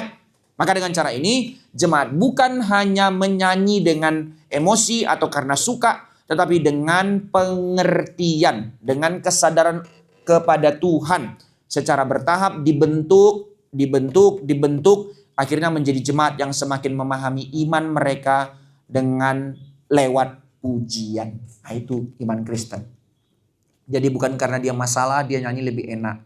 Nah ini yang susah. Kita sudah terbuai dengan semangat emosional zaman ini kan ya. Yang sangat menekankan rasa. Mari coba lihat. Sangat aneh. Dan kita pun sudah tenggelam di sini. Orang kalau patah hati maunya dengar lagu apa? Lihat betapa bodohnya manusia. Pasti lagu melo. Nggak ada orang patah hati. Aku harus mendengar Simfoni number 5 dari Beethoven. Ada omongan ya. Lagi patah hati. Nyako setar. Oh ya, perasaannya yang masalah kan ya. Tapi kalau dengar apa saya sering kali dengar di mall, saya nggak tahu siapa. Kau hancurkan hatiku. Hancur. Udah tahu hancur, nyanyi lagi kau hancurkan hati. Wah, makin nangis. Puas. Nggak ngerti. Nah itu. Ibadah kita bukan seperti itu. Itulah berbahayanya ibadah-ibadah yang terus menekankan rasa. Sudah tahu jemaat lagi masalah, lagi bergumul. String. Allah mengerti. Wah nangis semua. Kebangunan Tuhan, kebangunan. Oh aku liturgis yang membangunkan. Membangunkan rupamu kata Tuhan. Nah ini orang-orang yang terus mempermainkan emosi, lalu terangkat suasana, itu konfirmasi Tuhan hadir. Hantu yang hadir di situ. Maka jemaat bukan dengan emosi tetapi dengan pengertian secara bertahap dibentuk menjadi orang yang bertumbuh dalam iman bahkan lewat pujian. Saya ambil waktu sampai 12:30 ya. Pembacaan Alkitab dikit lagi nih. Tujuan pembacaan firman bertanggapan. Kan kita ada dalam liturgi kita kan ya. Secara cepat saya sampaikan nih. Setelah pujian kedua, kenapa harus ada pembacaan firman bertanggapan? Apa dasarnya? Pertama, Allah berbicara, umat berespon. Seperti pujian tadi, demikian pembacaan firman Tuhan. Di dalam prinsip teologi reform, liturgi reform, dialog perjanjian. Nah ini yang namanya. Atau covenant dialogue. Bahwa Tuhan yang memanggil, manusia berespon. Maka dalam setiap ibadah selalu terjadi pola. Mulai dari Allah yang berbicara, lalu umat berespon. Maka mulai urutannya tadi. Votum, Allah panggil. Pujian, jemaat berespon kepada Allah. Tidak berhenti di situ. Firman dibacakan, jemaat kembali merespon. Nah, menariknya di dalam pembacaan firman Tuhan, bertanggapan itu menggambarkan suasana dialog. Tadi liturgis mewakili Allah, dan secara dialog nyata manusia berespon. Ada saut-sautannya gitu kan ya. Jadi firman tidak hanya dibaca oleh pemimpin, tetapi juga jemaat menjawab atau membacakan dengan meresponi Tuhan. Itu semangat yang dibangun di dalam pembacaan ayat responsoria. Maka yang kedua, tujuannya juga seluruh jemaat ikut mengucapkan firman. Sekali lagi, semangat edukasi sebenarnya. Jemaat bukan hanya mendengar secara pasif, tapi dia juga memperkatakan firman dari mulutnya. Maka ini prinsip dari perjanjian lama, bahwa hukum Taurat sering dibacakan kepada seluruh bangsa. Nehemia 8 mengulang-ulangkan hal ini. Tetapi umat mendengarkan dengan cara memberi respon. Nah itu prinsip di dalam kitab Nehemia pasal 8. Nanti boleh dibaca di rumah. Jadi dalam pembacaan bertanggapan, jemaat itu bukan hanya mendengar pasif, tetapi mereka ikut mengucapkan. Dan dengan firman diucapkan, belajar melafalkan, itu membuat jemaat terlatih untuk bersentuhan dengan firman dengan hidup mereka. Membentuk liturgi lagi. Maka dengan demikian, firman menjadi milik dari seluruh jemaat. Bukan hanya menjadi pendengar dia juga menjadi pemberita firman dari mulutnya. Bukan hanya milik pendeta atau liturgis, tapi juga milik jemaat. Maka dulu di dalam tradisi Katolik lama sebelum terjadi reformasi, kan jemaat tidak punya Alkitab. Hanya imam Romo yang membacakan dari depan kan ya. Ya harap-harap dia hafal, dia dengar sudah. Nah tetapi setelah Alkitab dibuat, dituliskan, jadi jemaat diajak. Itu pada dalam awalnya melibatkan jemaat untuk mengetahui. Ini privilege yang begitu besar yang diberikan Tuhan kepadamu. Ikut di dalamnya. Kamu tidak menjadi penonton. Kamu tidak menjadi tamu yang dilayani. Tapi kamu menerima undangan Tuhan untuk datang berseru kepada Tuhan. Lewat firman-Nya. Oke? Itu prinsip. Jadi firman jemaat ikut mengucapkan firman. Ketiga, firman itu ternyata juga menjadi doa di dalam kehidupan jemaat. Nah ini pentingnya membaca firman bersama. Di dalam tradisi Calvinis yang lama, pembacaan firman bertanggapan itu hanya dari Mazmur. Sekarang kita kan ya kita lihat fruitful juga banyak yang lain maka kita pakai juga. Tapi prinsipnya adalah kenapa dulu dari Mazmur? Karena memang Mazmur itulah yang paling langsung, direct bicara tentang doa, nyanyian kepada Tuhan, jadi respon kepada Tuhan. Jadi ketika jemaat membaca Mazmur secara bertanggapan, sebenarnya mereka sedang langsung memuji Tuhan, langsung mengaku dosa, langsung mengucap syukur, langsung menyatakan iman. Dengan menggunakan kata-kata yang diberikan Allah sendiri, bukan dengan caranya masing-masing. Dilatih mereka bernyanyi dengan kata yang diajarkan Tuhan, berdoa dengan kata yang diajarkan Tuhan. Makanya dibacakan ayat itu sebagai latihan doa oleh jemaat. John Calvin menyatakan sangat indah. Di dalam gerejanya Calvinis lama itu hanya boleh canting itu Mazmur, tidak boleh lagu hymns. Di dalam tradisi Luther, kita ikuti tradisi Luther sebenarnya, makanya kita pakai lagu-lagu hymns. Tapi Calvin menyebut seperti ini.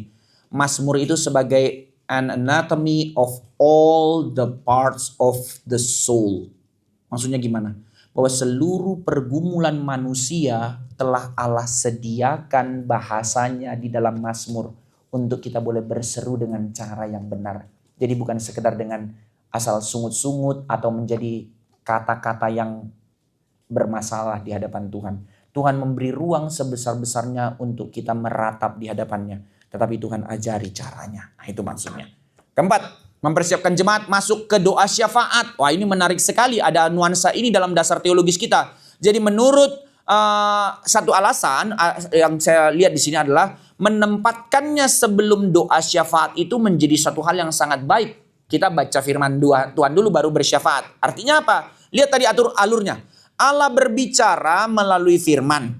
Jemaat meresponi firman. Barulah mereka berdoa. Jadi seluruh doa kita pun didasari oleh firman. Nah, itu bagusnya dasarnya ya.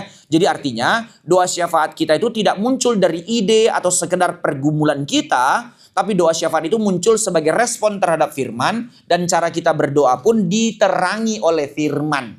Nah, itu namanya edukasi.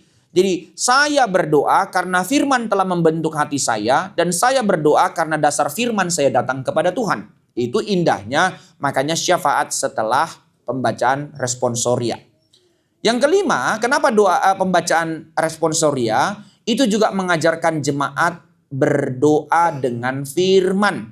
Tanpa sadar dengan terus membaca ayat-ayat firman Tuhan, kata-kata saya pun semakin dibenahi, membentuk cara berpikir saya sehingga saya tahu bagaimana berargumentasi dengan Tuhan.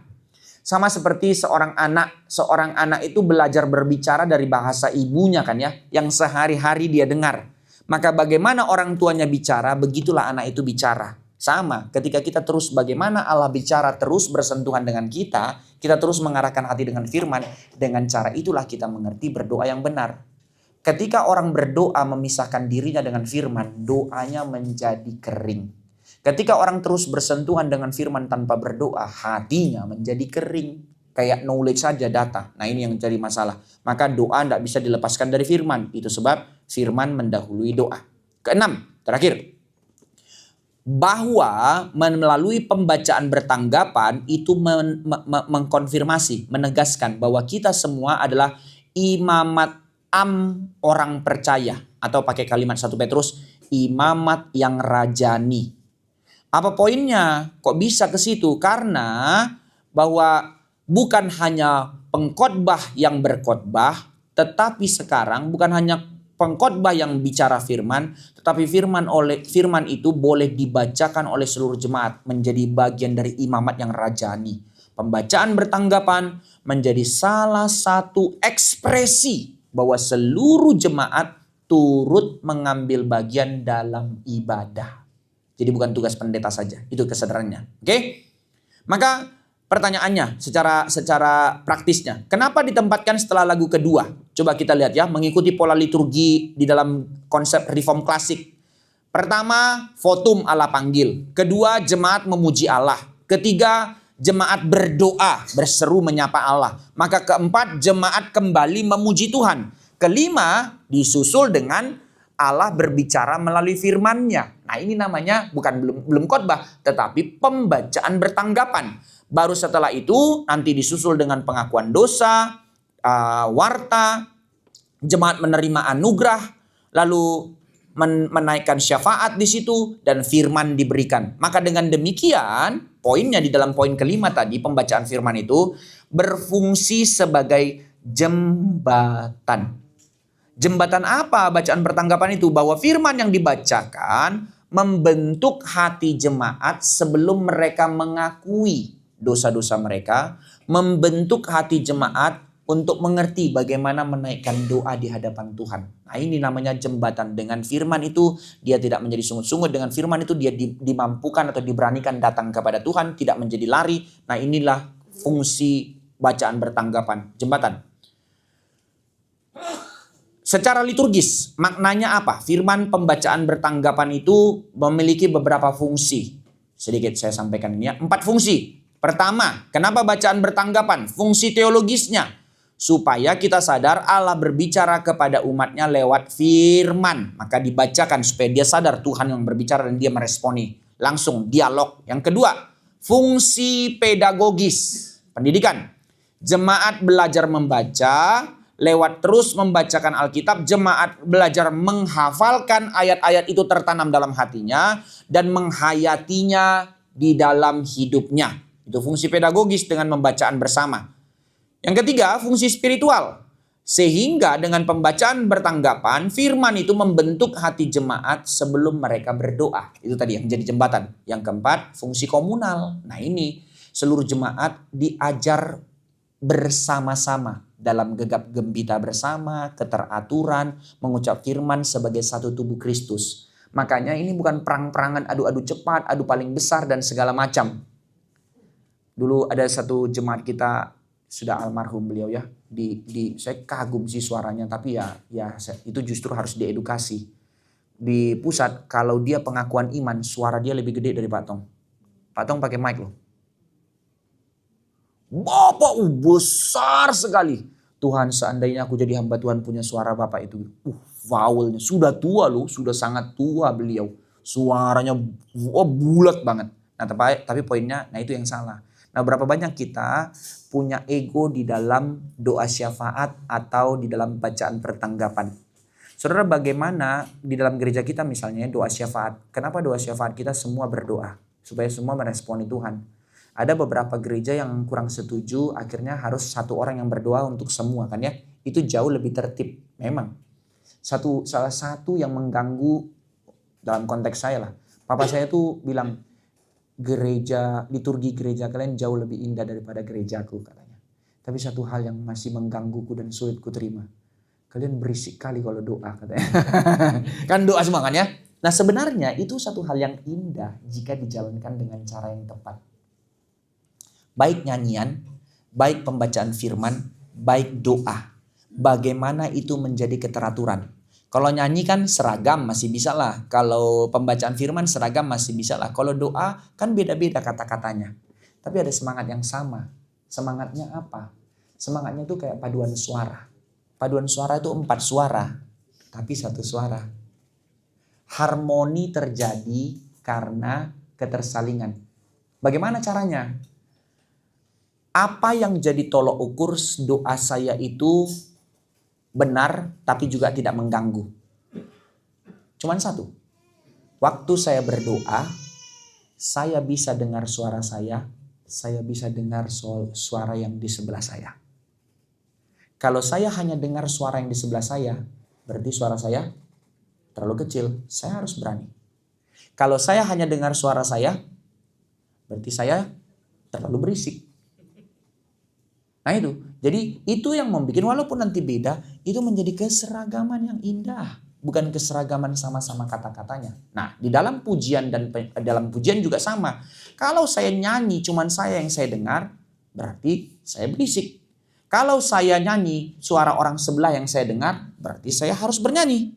Tapi saya malu, saya terlalu indah menikmati dia. Hei, kamu mau beribadah kepada Tuhan, bukan menjadi penonton. Nah itu prinsipnya juga, itu nyanyian. Lalu dengan pembacaan firman, jangan balap-balapan. Mari kita membaca Kejadian 1 ayat 1 sampai sekian secara bergantian. Pada bersama-sama, kadang Pak Tong kayak gitu untuk ngerem orang. Bersama-sama menyatakan pengakuan iman. Aku percaya kepada Allah. Kan? Ada yang selalu sama. Aku percaya kepada Allah. Dia ngebut sendiri di sana seolah-olah kalau, weh aku nomor satu. Mau ngapain ini orang nggak jelas. Kayak jadi kompetisi. Nah itu nggak bisa ya. Itu prinsipnya. Oke. Pengakuan dosa. Sedikit lagi. Sudah hampir selesai.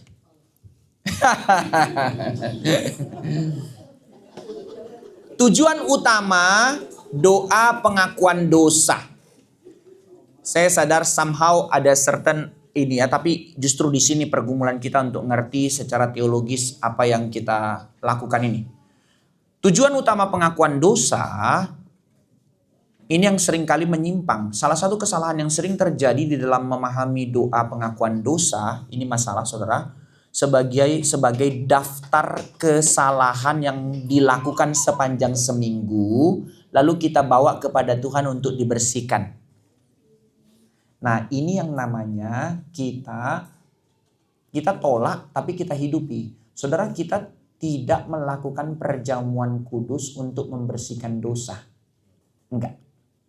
Sama, kita mengakui dosa kita di hadapan Tuhan bukan untuk membersihkan dosa. Yang bersihkan dosa kita itu penebusan Kristus satu kali untuk selama-lamanya.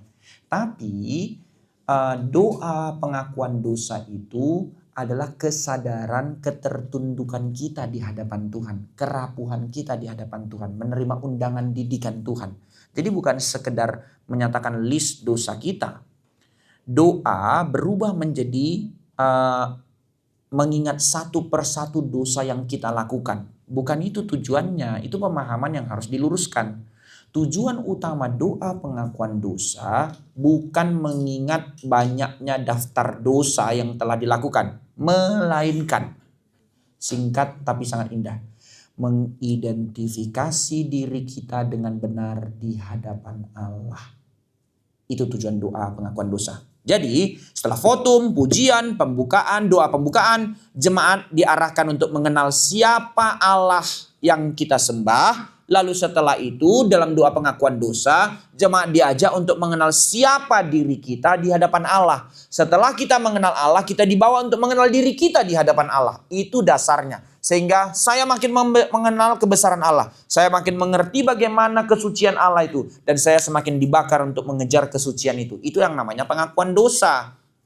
Jadi doa pengakuan dosa itu adalah mengenal diri di hadapan Allah. Nah ini liturgis tujuannya. Membawa jemaat melalui sebuah perjalanan rohani yang teratur. Pertama, dia diarahkan untuk mengenal Allah. Karena kalau dia tidak mengenal Allah, dia mengenal dirinya yang berdosa, dia jadi self-pity. Tetapi dengan mengenal Allah, dia sadar anugerah Allah, dia tidak jadi sembarangan, take it for granted, tapi dia juga tidak menjadi orang yang self-pity terus menghakimi diri dengan dosanya. Tapi dia bangkit, itu tujuannya. Jadi votum, pujian, doa pembukaan, pembacaan firman, jemaat diingatkan kembali tentang siapa Allah, kebesaran Allah, karya Allah. Dan setelah itu baru diajak melihat dirinya dengan benar dalam pengenalan akan Allah. Jadi siapa kita? Ya kesadaran berdosa, tapi kesadaran penebusan. Nah, itu yang membuat kita terus terjaga. Tidak jadi sembarangan, tidak jadi take it for granted, tetapi juga tidak menjadi self-pity.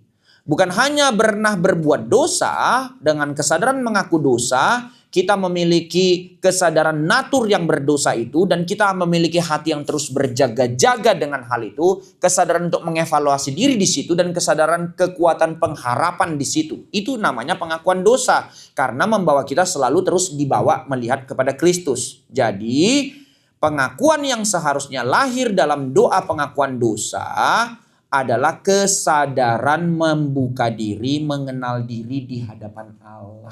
Itu doanya. Jadi doa ini membawa seluruh jemaat kepada kesadaran bahwa tanpa Kristus kita tidak memiliki pengharapan. Jadi bahkan dalam pengakuan dosa, kita tidak hanya sekedar mengaku dosa kita.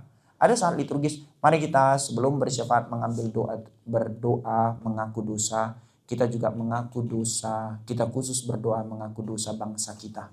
Corporate identity. Jadi saat berdoa kita juga menyadari kesadaran itu.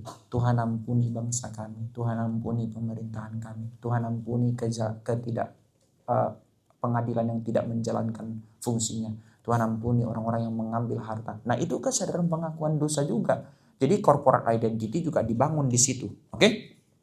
Doa pengakuan dosa juga mempersiapkan hati. Nah ini poin. Kesadaran akan kondisi diri mempunyai dampak yang besar terhadap seluruh ibadah. Kenapa?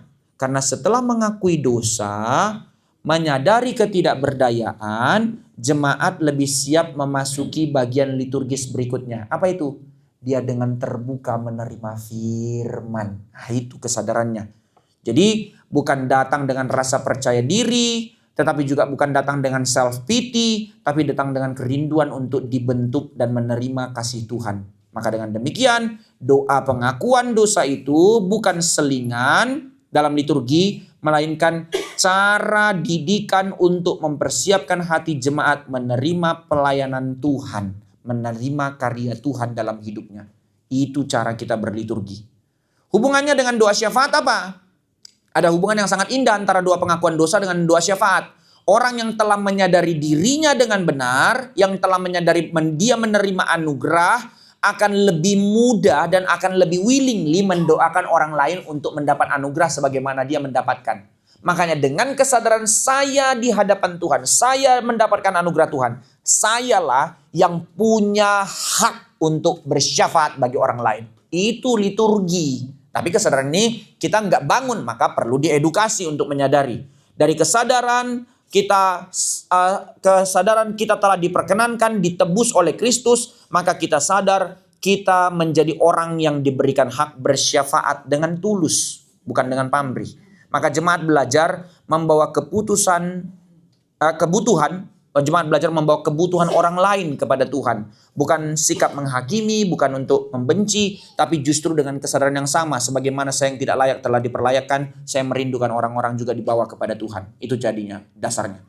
Hubungan dengan khotbah apa? Tadi sudah saya sampaikan sedikit bahwa doa pengakuan dosa mempersiapkan sikap hati jemaat mendengar firman. Dia menjadi orang yang rela untuk mendapatkan pembentukan Tuhan. Maka seringkali orang datang mendengar khotbah dengan sikap yang keliru. Misalnya, mari kita lihat apakah pengkhotbah hari ini berkhotbah dengan baik. Mulai dia menganalisa. Apakah khotbahnya menarik? Apakah saya setuju dengan yang disampaikan pengkhotbah? Loh, kok jadi dia penganalisanya? Ini sikap yang senonoh, tidak benar. Sikap seperti ini menempatkan dia sebagai penilai. Dia bukan datang sebagai seorang penerima. Maka sebaliknya, liturgis yang benar mengajar jemaat untuk datang sebagai pendosa yang membutuhkan firman. Kalau tadi doa pengakuan dosanya benar, doa syafaatnya benar, sekalipun dia tidak terlalu suka dengan metode pengkhotbah itu, tapi dia belajar untuk bertumbuh dari firman yang didengarnya. Nah, itu semangatnya seharusnya ya. Jadi kita datang bukan sebagai jemaat, jemaat datang bukan sebagai penghakim pengkhotbah, bukan membiarkan firman, tetapi untuk membiarkan firman itu mengkoreksi kita, firman itu membentuk dan memimpin hidup kita. Inilah salah satu alasan mengapa seluruh rangkaian liturgis sebelum khotbah itu sangat penting. Karena seluruh rangkaian liturgis itu mendidik jemaat berpuncak kepada firman. Jadi dari pujian mengenal Allah, mengenal diri di hadapan Allah. Maka menerima firman Allah. Jadi satu benang merah yang sangat indah. Jadi membentukan kerangka dalam cara habit manusia. Dan membentuk kerendahan hati bagi setiap jemaat untuk mendengar firman Allah. Implikasinya, bagi kita sekarang penata layan. Sebagai penata layan, kita perlu menyadari bahwa doa pengakuan dosa bukan sekedar liturgi yang harus dilalui. Tetapi ketika memimpin bagian ini, kita ingat sebagai liturgis, kita menolong jemaat untuk apa? Dia menyadari dalam ibadah, mengenali kekudusan Allah, menyadari keberdosaannya, mengingat anugerah Kristus, dan mempersiapkan hatinya untuk menerima firman Allah. Wah, itu kompleksitasnya doa pengakuan dosa itu. Jadi itu prinsipnya. Dan doa syafaat bagaimana? Nah, doa syafaat setelah itu, setelah dia menyadari diri di hadapan Tuhan, barulah dia membawa orang lain kepada Tuhan. Menyerukan tentang orang lain kepada Tuhan. Hubungan doa pengakuan dosa dengan doa syafaat tidak pernah berdiri sendiri di dalam alur liturgis. Doa syafaat lahir sebagai kelanjutan dari seorang yang telah mengaku dosa, diperkenankan Tuhan, tetapi setelah diperkenankan Tuhan, dia tidak membawa dirinya terus kepada Tuhan, tapi karena dia sadar dia telah mendapatkan perkenanan Tuhan, dia buru-buru membawa beban orang lain datang kepada Tuhan. Itulah namanya orang yang berkenan. Itulah arti dari doa syafaat. Itu sebab doa pengakuan dosa sebaiknya tidak dihilangkan, tidak sambil lalu. Nah, seringkali liturgis kayaknya jadi mari kita berdiam untuk mengaku dosa kita. Tik, tik. Sekarang kita berdoa syafaat. Oh, kapan ngaku dosanya? Ya kayak lewat kentut pun lebih lama baunya daripada cuma 2 detik kayak gitu. Nah ini, jadi liturgis itu apa fungsinya untuk mengaku dosa? Mari kita berdiam. Kasih. Mengaku dosamu di hadapan Tuhan. Mengenal dirimu di hadapan Tuhan. Kita berdiam. Ya sudah, memang berdoa. Ya sudah, berdoa. Setelah itu boleh tapi tidak harus juga baik adanya dengan menyatakan firman janji pengampunan. Bukan karena kita sudah berdoa doa minta ampun baru diberikan firman, tapi sekali lagi meneguhkan kita karena kita sadar kita sekarang saatnya menjadi pensyafaat buat orang lain. Nah, itu prinsipnya ya. Jadi pengakuan dosa mempersiapkan hati jemaat untuk menjadi umat yang berbelas kasihan untuk membawa kebutuhan orang lain kepada Tuhan karena dia sadar belas kasih Tuhan telah memenuhinya. Aduh, indah sekali sebenarnya. Jadi hakikat doa syafaat, pertanyaan mendasar yang perlu dijawab adalah apa yang dimaksud dengan doa syafaat? Singkat saja ini saya sampaikan, doa syafaat adalah doa bagi orang yang tidak mampu berdoa bagi dirinya sendiri. Itu arti doa syafaat. Sekali lagi ya, doa syafaat adalah doa bagi orang-orang yang tidak mampu berdoa bagi dirinya sendiri. Apa maksudnya? Bukan berarti mereka yang sama sekali nggak bisa mengucapkan doa orang yang tidak mampu berdoa. Bukan. Melainkan mereka yang berada dalam keadaan yang membuat mereka membutuhkan dukungan doa. Orang yang menderita, orang yang sedang dalam kesesakan, atau bahkan orang yang sedang jatuh dalam dosa yang dia tidak sadar. Maka itulah orang-orang yang tidak mampu berdoa bagi dirinya sendiri. Jadi orang yang belum mengenal Tuhan, dia tidak mampu berdoa, dia nggak ngerti. Bersyafaatlah untuk itu. Orang yang percaya tetapi sedang mengalami pergumulan berat, berdoalah untuk mereka. Ini bersyafaat. Jadi mari kita pikirkan. Nah, liturgis juga adalah baik kalau kita rutin tiap minggu lalu pensyafaat doakan ini. Bagian ini kita belum pernah sama-sama doakan, padahal kita tahu ini. Nah, misalnya kayak gitu. Atau yang situasional dalam kondisi genting yang kita tahu. Misalnya ada hal yang perlu didoakan di tengah-tengah, tiba-tiba lagi kita itu ada berita, misalnya siapa yang waktu itu ya? Oh ya, Pak Cahyo. Pas kita mau ibadah itu dia dapat berita tentang saudara-saudara yang di Afrika Selatan ditembakin lagi. Mereka sedang menguburkan jemaat yang baru ditembakin, lagi menguburkan, datang ditembakin itu. Itu yang terjadi kemarin di di Nigeria. Nah, itu kita berdoa syafaat tentang hal itu. Itu namanya doa syafaat, tapi bukan untuk hal-hal yang tidak mampu didoakan. Saudara, ada keunikan di Indonesia Timur. Doa syafaat itu nanti dituliskan sebelum ibadah, dititip ke hamba Tuhan. Jadi setelah dia naik ke mimbar, dia akan berdoa berdasarkan requestnya jemaat. Nah, ini yang saya kurang setuju. Walaupun sebenarnya itu baik dari syafaat personal, tapi kan tidak bisa jadi konsep komunal. Dan apa yang terjadi saudara? Viral. Yaitu yang sayangnya orang nggak ngerti konteksnya. Dikatakan ini pendeta suka bola, pendeta cewek. Dari mana pendeta cewek suka bola? Dia hanya titipan. Tapi kan dia butuh hikmat juga. Kenapa didoakannya? Tahu apa yang terjadi? Dia doakan Jerman untuk menang, saudara. Viral itu. Pendeta dari, kalau nggak salah Gemit, kalau nggak salah. Kami berdoa untuk Jerman yang malam ini akan bertanding. Tuhan berikan kemenangan. Saya lihat kacau. Dan akhirnya viral, kenapa? Jerman mutlak kalah telak langsung. Nah, ini yang terjadi. Nah, ini baru viral lagi nih di Ambon, sama-sama pendukung Argentina. Dalam nama Yesus katanya. Wah, Kak, luar biasa. Berdoa syafaat untuk Argentina dalam nama Yesus menang. Aduh. Ya inilah realitasnya ya. Anyway, jadi doa syafaat bukan hal yang seperti itu. Kita berdoa untuk hal-hal orang-orang yang tidak mengenal Tuhan. Menentukan jumlah pokok doa. Oke, bagian ini. Tidak ada aturan baku mengenai jumlah pokok doa. Ini kontekstual. Tetapi memang jangan ambil jam doa syafaat itu lebih panjang, karena ingat tadi seluruh benang merah ibadah mempersiapkan orang kepada firman kan ya. Nah, ada saat kita memiliki persekutuan doa, disitulah kita bersyafaat yang panjang. Tapi kalau untuk doa syafaat di dalam ibadah, jangan terlalu banyak. Yang menjadi pertimbangan bukan banyaknya pokok doa, melainkan bagaimana kemampuan jemaat mengikutinya dengan sungguh-sungguh. Langkah demi langkah, baby step. Itu sebab penguraian doanya tidak boleh panjang-panjang. Hari ini kita berdoa syafaat. Yang pertama, mari kita berdoa untuk seluruh keluarga Kristen, khususnya keluarga di tengah jemaat kita. Mari kita berdoa. Ya. Mari kita berdoa untuk keluarga-keluarga di dalam gereja kita. Kita tahu ada keluarga yang mengalami sakit penyakit, keluarga yang susah ekonomi, keluarga yang ini. Mari kita berdoa. Amin. Oke, langsung aja kedua. Udah disebutkan semua kok. Gak ada lagi pergumulannya di situ. Jadi enggak usah ya. Nah, sederhana itu. Oke.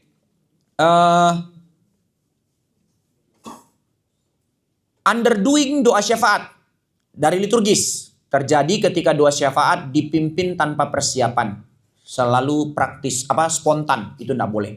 Liturgis hanya menyebutkan beberapa pokok doa secara asal tanpa arah yang jelas, tanpa dipersiapkan dan digumulkan. Akibatnya, jemaat sulit memahami apa yang sedang mereka doakan. Overdoing. Ini yang paling sering terjadi. Lebih sering terjadi.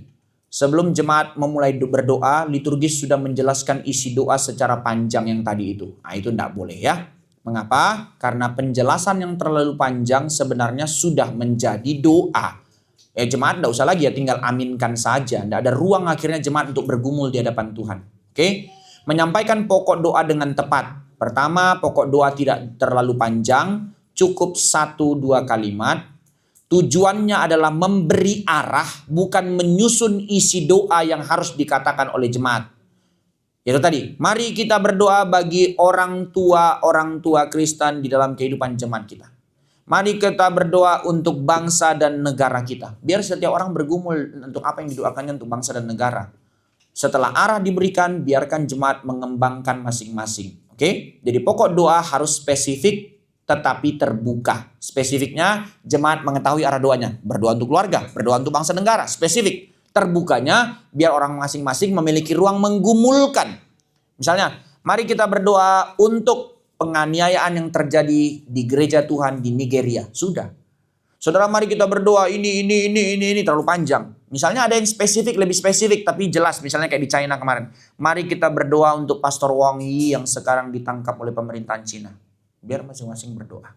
Yang nggak tahu siapa Pastor Wang Yi, ya nggak apa-apa. Tuhan, aku nggak mengenal dia. Justru jadi bergumul. Aku tahu ada pemerintahan Cina menganiaya gini-gini. Nah, itu jadi berdoa. Oke? Jadi volume suara tadi sudah saya sampaikan. Saya skip. Ingat, berdoa yang benar. Saya tidak menjadi orang yang terlalu besar. Saya bisa dengar orang di sebelah saya. Tapi saya juga bisa dengar suara saya. Jadi itu prinsipnya. Terakhir, warta jemaat. Mengenai warta jemaat, prinsipnya sederhana. Potong yang tidak perlu.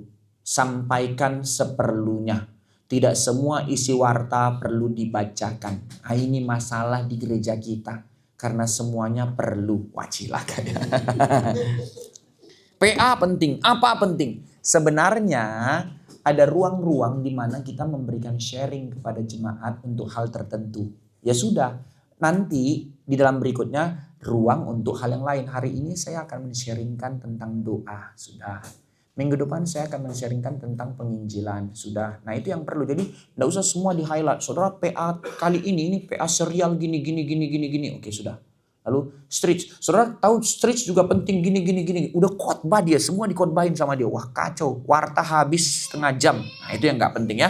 Jadi sebenarnya tetap berbicara. Tujuannya adalah bagaimana kita terlibat mengerti apa yang perlu kita mengerti tentang pekerjaan Allah yang harus sama-sama kita perjuangkan. Atau diwartakan mengenai tubuh Kristus untuk sama-sama kita doakan. Itu prinsipnya. Jadi tetap berbicara tentang karya Allah, yaitu apa yang sedang terjadi di dalam tubuh Kristus. Makanya dalam hal ini dilema ya. Ini saya sampaikan direkam supaya saya juga bertanggung jawab dalam hal ini. Bukan untuk jadi bikin gelisah Bapak Ibu, tapi menjadi sama-sama kita doakan. To be honest, as a personal, saya tidak terlalu setuju yang iklan diumumkan di warta. Sebenarnya bisa setelah ibadah. Personalnya saya. Tapi saya pun mengerti gereja sedang bertumbuh. Tidak tentu agenda saya yang harus penuh. Ini kan pergumulan. Jadi bukan selalu de facto saya benar. Gitu. Misalnya, langsung ngomong. Di sini saya langsung... makanya saya berani ngomong kayak gini direkam. Harusnya saya tidak usah ngomong kan selesai. Tapi inilah namanya kita sama-sama bergumul. Mau SKC kek, mau Monas kek, mau CIT kek. Saya tidak terlalu setuju diumumkan di warta ibadah.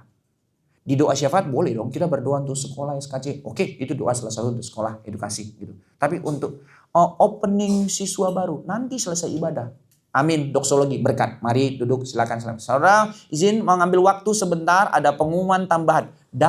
Dan kenapa itu bagian dari liturgis yang sebenarnya dia memuncak kepada firman. Gak ada urusan kan? Nah, itu pergumulan saya secara personal di dalam liturgi gerejawi kita. Oke, untuk yang iklan sebenarnya saya kurang setuju. Tapi dalam pergumulan nanti masing-masing liturgis, kalaupun itu memang disampaikan, saya tidak mempersalahkan. Itu dalam konteks kedewasaan kita sama-sama bergumul ya. Itu cara bersikap. Saya rasa itu cara kita sama-sama dewasa. Oke? Karena itu bentuknya adalah men-sharingkan untuk sama-sama kita perjuangkan.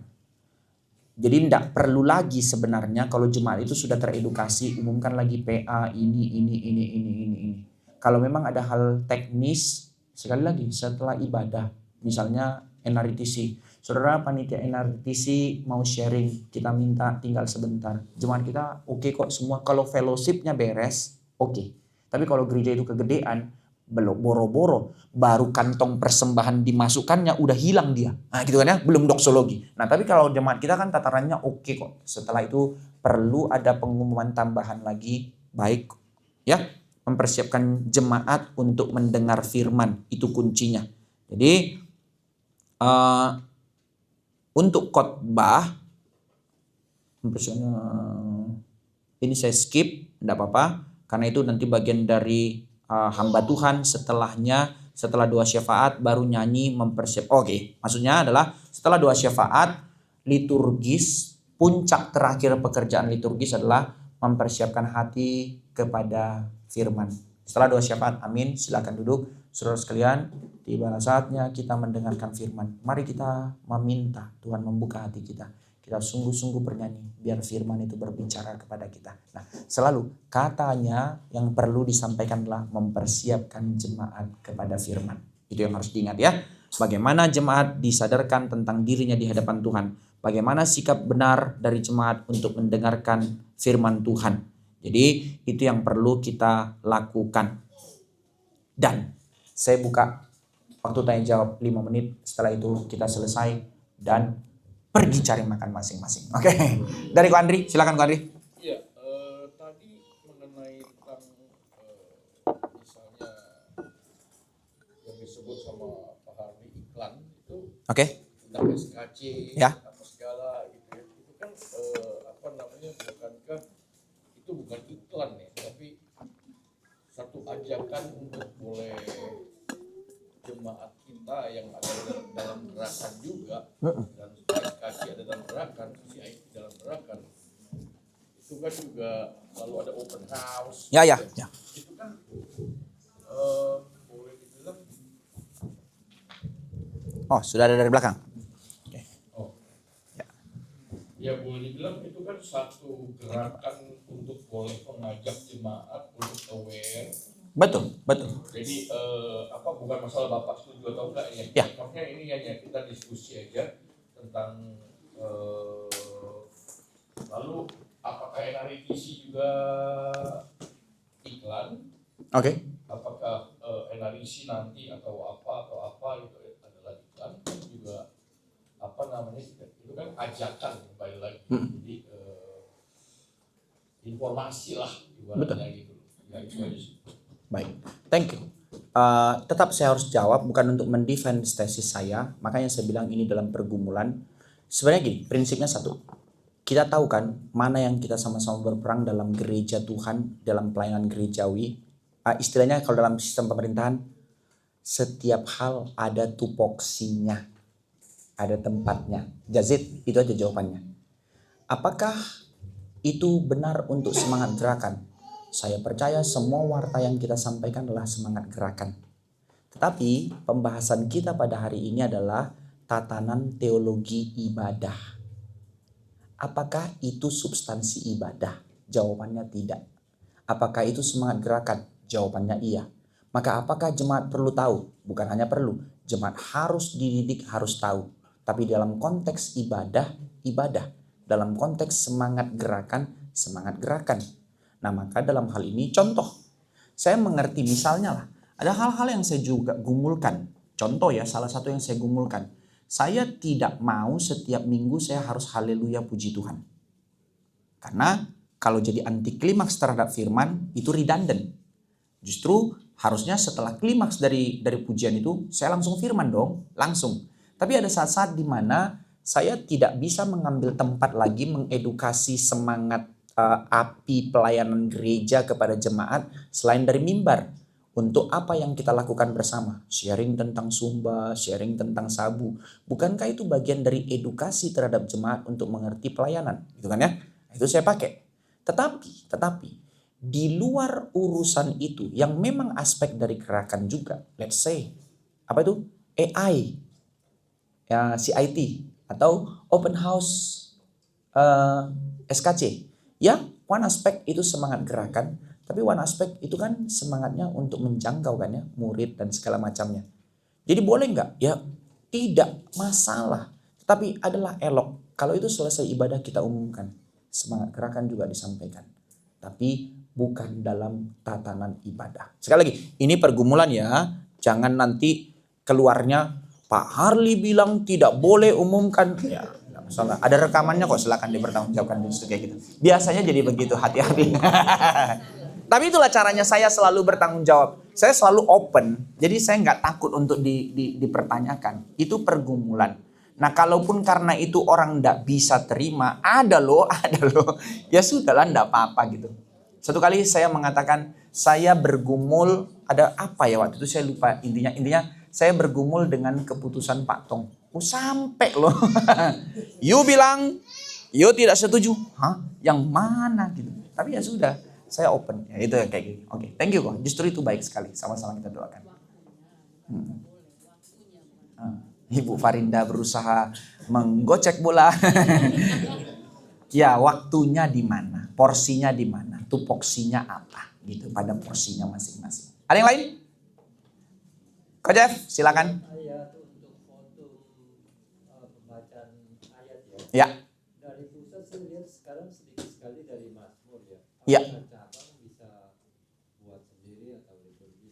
Oke, jadi begini, defaultnya kita ikut pusat karena beberapa banyak yang memang belum mengerti cara penempatannya. Itu prinsipnya. Tetapi kepada setiap liturgis yang sudah belajar melihat pergumulan dari lagunya tadi, sudah dia pelajari, persiapkan bagian ini lagu pertama, nanti dengan lagu kedua dan segala macam, ini kok bisa cocok dengan Mazmur ini ya, saya ngerti. Orang bergumul, fine, it's good. Waktu itu kita secara ibadah, saya lupa apa itu ya. Kalau nggak salah mauhud atau apa. Saya yang kena liturgis di pusat. Tapi ayatnya sudah dibikin sesuai dengan kalender gereja. Nah dalam hal ini saya kasih tahu memang yang bikin ayat itu Pak Billy. Pak Billy menyusun ayat votum itu berdasarkan tradisi kalender gerejawi.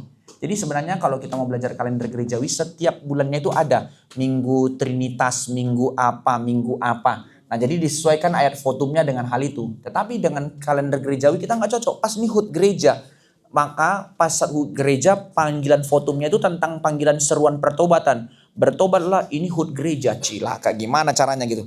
Maka saya pakai kata, saya ganti, saya minta izin. Panggilan seruan pujian ucapan syukur untuk rahmat Tuhan. Nah itu votumnya. Nah itu boleh. Jadi boleh. Jawabannya boleh. Tetapi tetap defaultnya kita pakai itu. Tetapi kalau kita tahu lagu dan ininya ada yang lebih cocok untuk pas, boleh. Menjawab ya Ko Jeff? Thank you. Lain? Silahkan Ibu Rosalin. Untuk lagu yang paling awal, untuk saat teduh ya, itu biasanya harusnya sebagai undangan kah? Atau untuk setting hati jemaat masuk ke hadirat Tuhan, yang mana ya? Menarik sekali. Ini pertanyaan yang sangat baik. Sebenarnya ada nuansa tarik-menarik tension itu memang tidak bisa lepas dua-duanya. Di satu pihak, pagarnya dulu supaya nggak langsung. Pagarnya adalah bukan untuk kalimat ini sudah terlalu sering dipakai. Meneduhkan jemaat gitu kan ya. Bukan, tetapi sebenarnya teosentrik, mempersiapkan dia menerima panggilan Tuhan yang akan datang. Nah makanya jadi pujiannya itu bukan pujian-pujian yang untuk yang melo-melo, yang tenang. Tapi sebenarnya kalau bisa lagu itu biasanya, apa lagu yang standar yang kita pakai itu?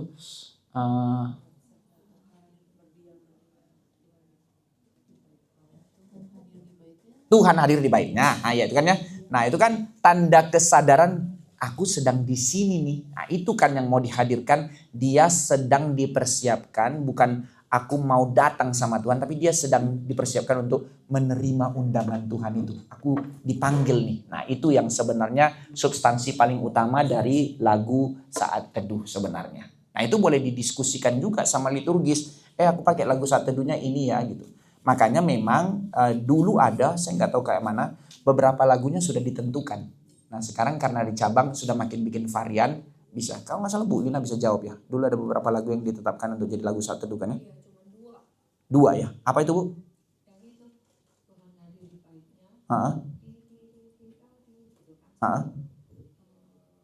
Satu lagi yang di nomor 3 itu loh, KPPK. Apa ya? Saya lupa. Bukan KPRI kan? Bukan. Dia teduh dia. Nah, itulah pokoknya. Nanti bisa dicek lagi ya. Ya, boleh pakai itu. Oke, menjawab ya Bu Rosalyn ya. Thank you. Itu pertanyaan penting yang kita bahas tadi di sini. Lagi yang lain? Thomas? Pak, mau nanya, Iya. kalau dari sisi edukasi kan tadi yang saya dapatkan ya, sebenarnya kan ini liturgi ini kan salah satu sarana transformasi hidup jemaat sebagai serupa dengan Kristus. Yes. Nah, saya melihat jadi pernah belajar ya sedikit sebagai jemaat kita liturgi itu membentuk habit, dari habit membentuk satu taste yang berbeda supaya jemaat punya taste Ya. yang berbeda sehingga mereka punya identity. Ya. Tapi kalau kita penata-layan kan saya melihatnya agak terbalik Pak. Justru karena kita punya identity sebagai penata-layan, kita mengubah taste kita supaya kita juga bisa membentuk hidup jemaat. Itu gimana Pak supaya seperti itu? Good point, tetapi kan dalam hal ini kita defaultnya sebagai wakil Tuhan untuk menyadarkan kita bahwa panggilan kita sebagai penata layan menyiapkan hal ini melalui apa yang akan kita kerjakan, mendidik jemaat sebagai bagian liturgis itu berfungsi menjadi satu pembentukan bagi jemaat.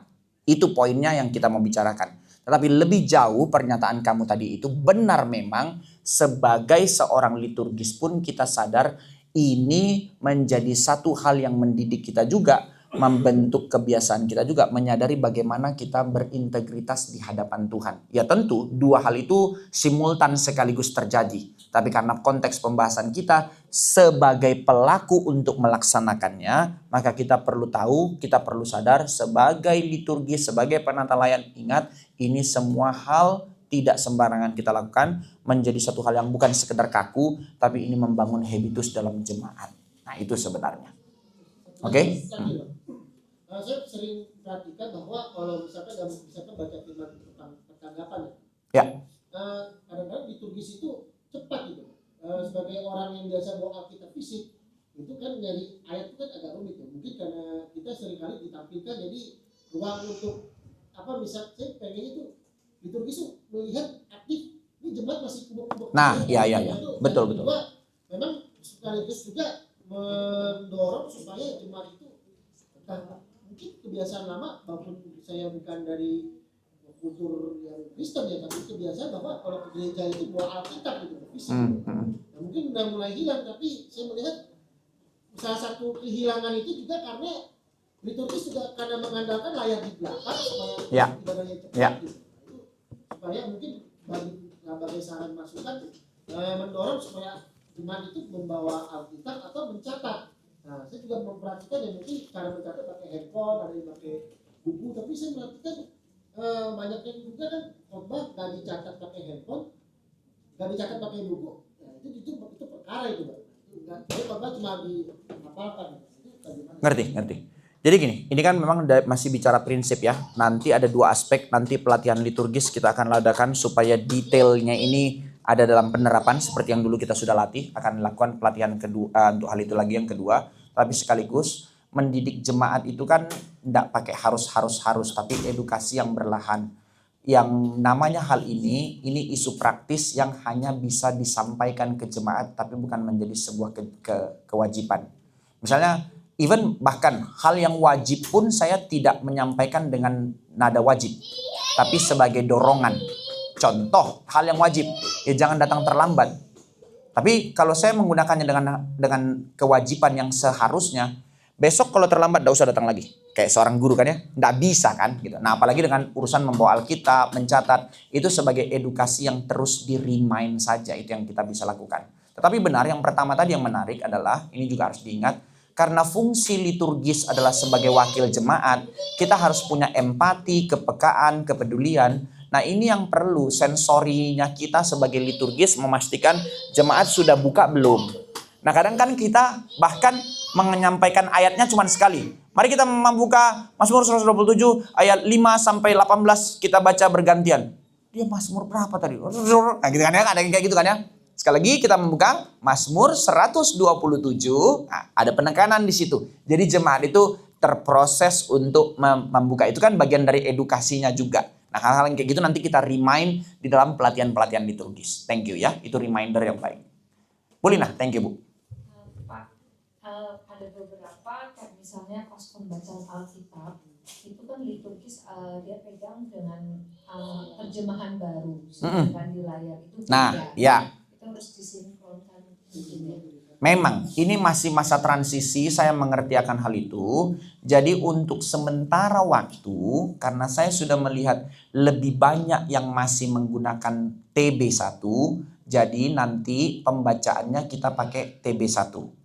Oke. Nah, ini juga saya sudah lihat kendalanya jadinya. Cik Natasha sudah pergi ya.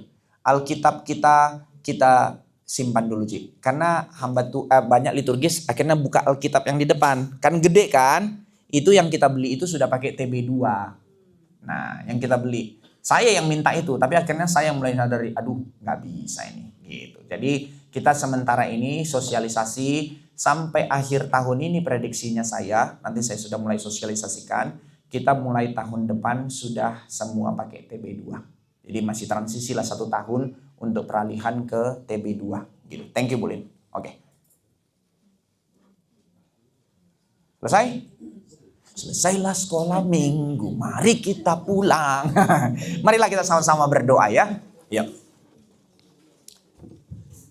Bapak Ibu sekalian, mari kita berdoa bersyukur untuk anugerah Tuhan. Sekali lagi kita mengerti seserius itu ibadah, sebegitu pentingnya liturgis. Kiranya di hari depan kita boleh terus belajar. Lewat rekaman ini kita di-remind lagi nanti sama-sama terus belajar. Supaya kita pun para penata layan punya hati yang benar, menjadi teladan bagi jemaat Tuhan. Mari kita berdoa. Bapa Sorgawi, terima kasih untuk didikan, pimpinan, ajaran yang Kau berikan kepada kami. Sebelum kami menjadi pelayan, kami terlebih dahulu Kau didik, Kau ajar, Kau bentuk untuk menjadi orang-orang yang melayani dengan cara yang benar, sikap yang benar, prinsip yang benar. Terima kasih untuk kasih setiamu yang terus memperlayakan kami, memakai kami di dalam segala bentuk pelayanan yang Tuhan percayakan. Ajarlah kami terus belajar mencintai-Mu, mengenal-Mu lebih dalam, dan membawa kasih dan kemuliaan-Mu lewat hidup kami melalui seluruh pelayanan yang akan Tuhan berikan. Terpujilah Engkau ya Allah, dalam nama Tuhan Yesus kami berdoa. Mari kita berdoa untuk senantiasa ibadah minggu, untuk menjadi satu ibadah yang mendidik jemaat Tuhan, yang memimpin jemaat Tuhan di dalam kebenaran. Khususnya kita berdoa untuk ibadah besok. Mari kita berdoa. Kami mohon pertolongan-Mu, kami mohon kebesaran dan anugerah-Mu, menghantarkan jemaat-Mu, mengundang dan menarik datang jemaat muda untuk beribadah di tengah-tengah segala pergumulan, di dalam segala kegalauan dan polemik hidup kami. Biarlah kiranya kami tetap terus memandang kepada wajah-Mu dan memiliki hati untuk memuji, memuliakan nama-Mu. Berkati untuk seluruh ibadah besok, seluruh penata layan yang akan melayani, Tuhan pimpin dalam seluruh persiapan, dan juga untuk firman, khususnya di Emery Sunter, di dalam seri tema keluarga, benar-benar mengedukasi, mendidik jemaat Tuhan, mengerti kebenaran. Terima kasih Bapa di sorga, dengar seru doa kami, dalam nama Tuhan Yesus kami berdoa. Amin. Minta dengan hormat, Ko Jeffrey menutup dalam doa mengakhiri seluruh pembinaan kita hari ini. Terima kasih ya Tuhan, Kau sudah memimpin pembinaan penata layan pada siang hari ini. Tuhan, biarlah kiranya sekali lagi setiap yang kami dengar ya Tuhan, Tuhan yang tanam dan setiap hati kami, dan boleh sekali lagi memuliakan Tuhan dengan melayani Tuhan. Kami akan berpisah pada siang hari ini. Tuhan pimpin setiap aktivitas kami. Terima kasih ya Bapa, dalam nama Tuhan Yesus Kristus kami berdoa.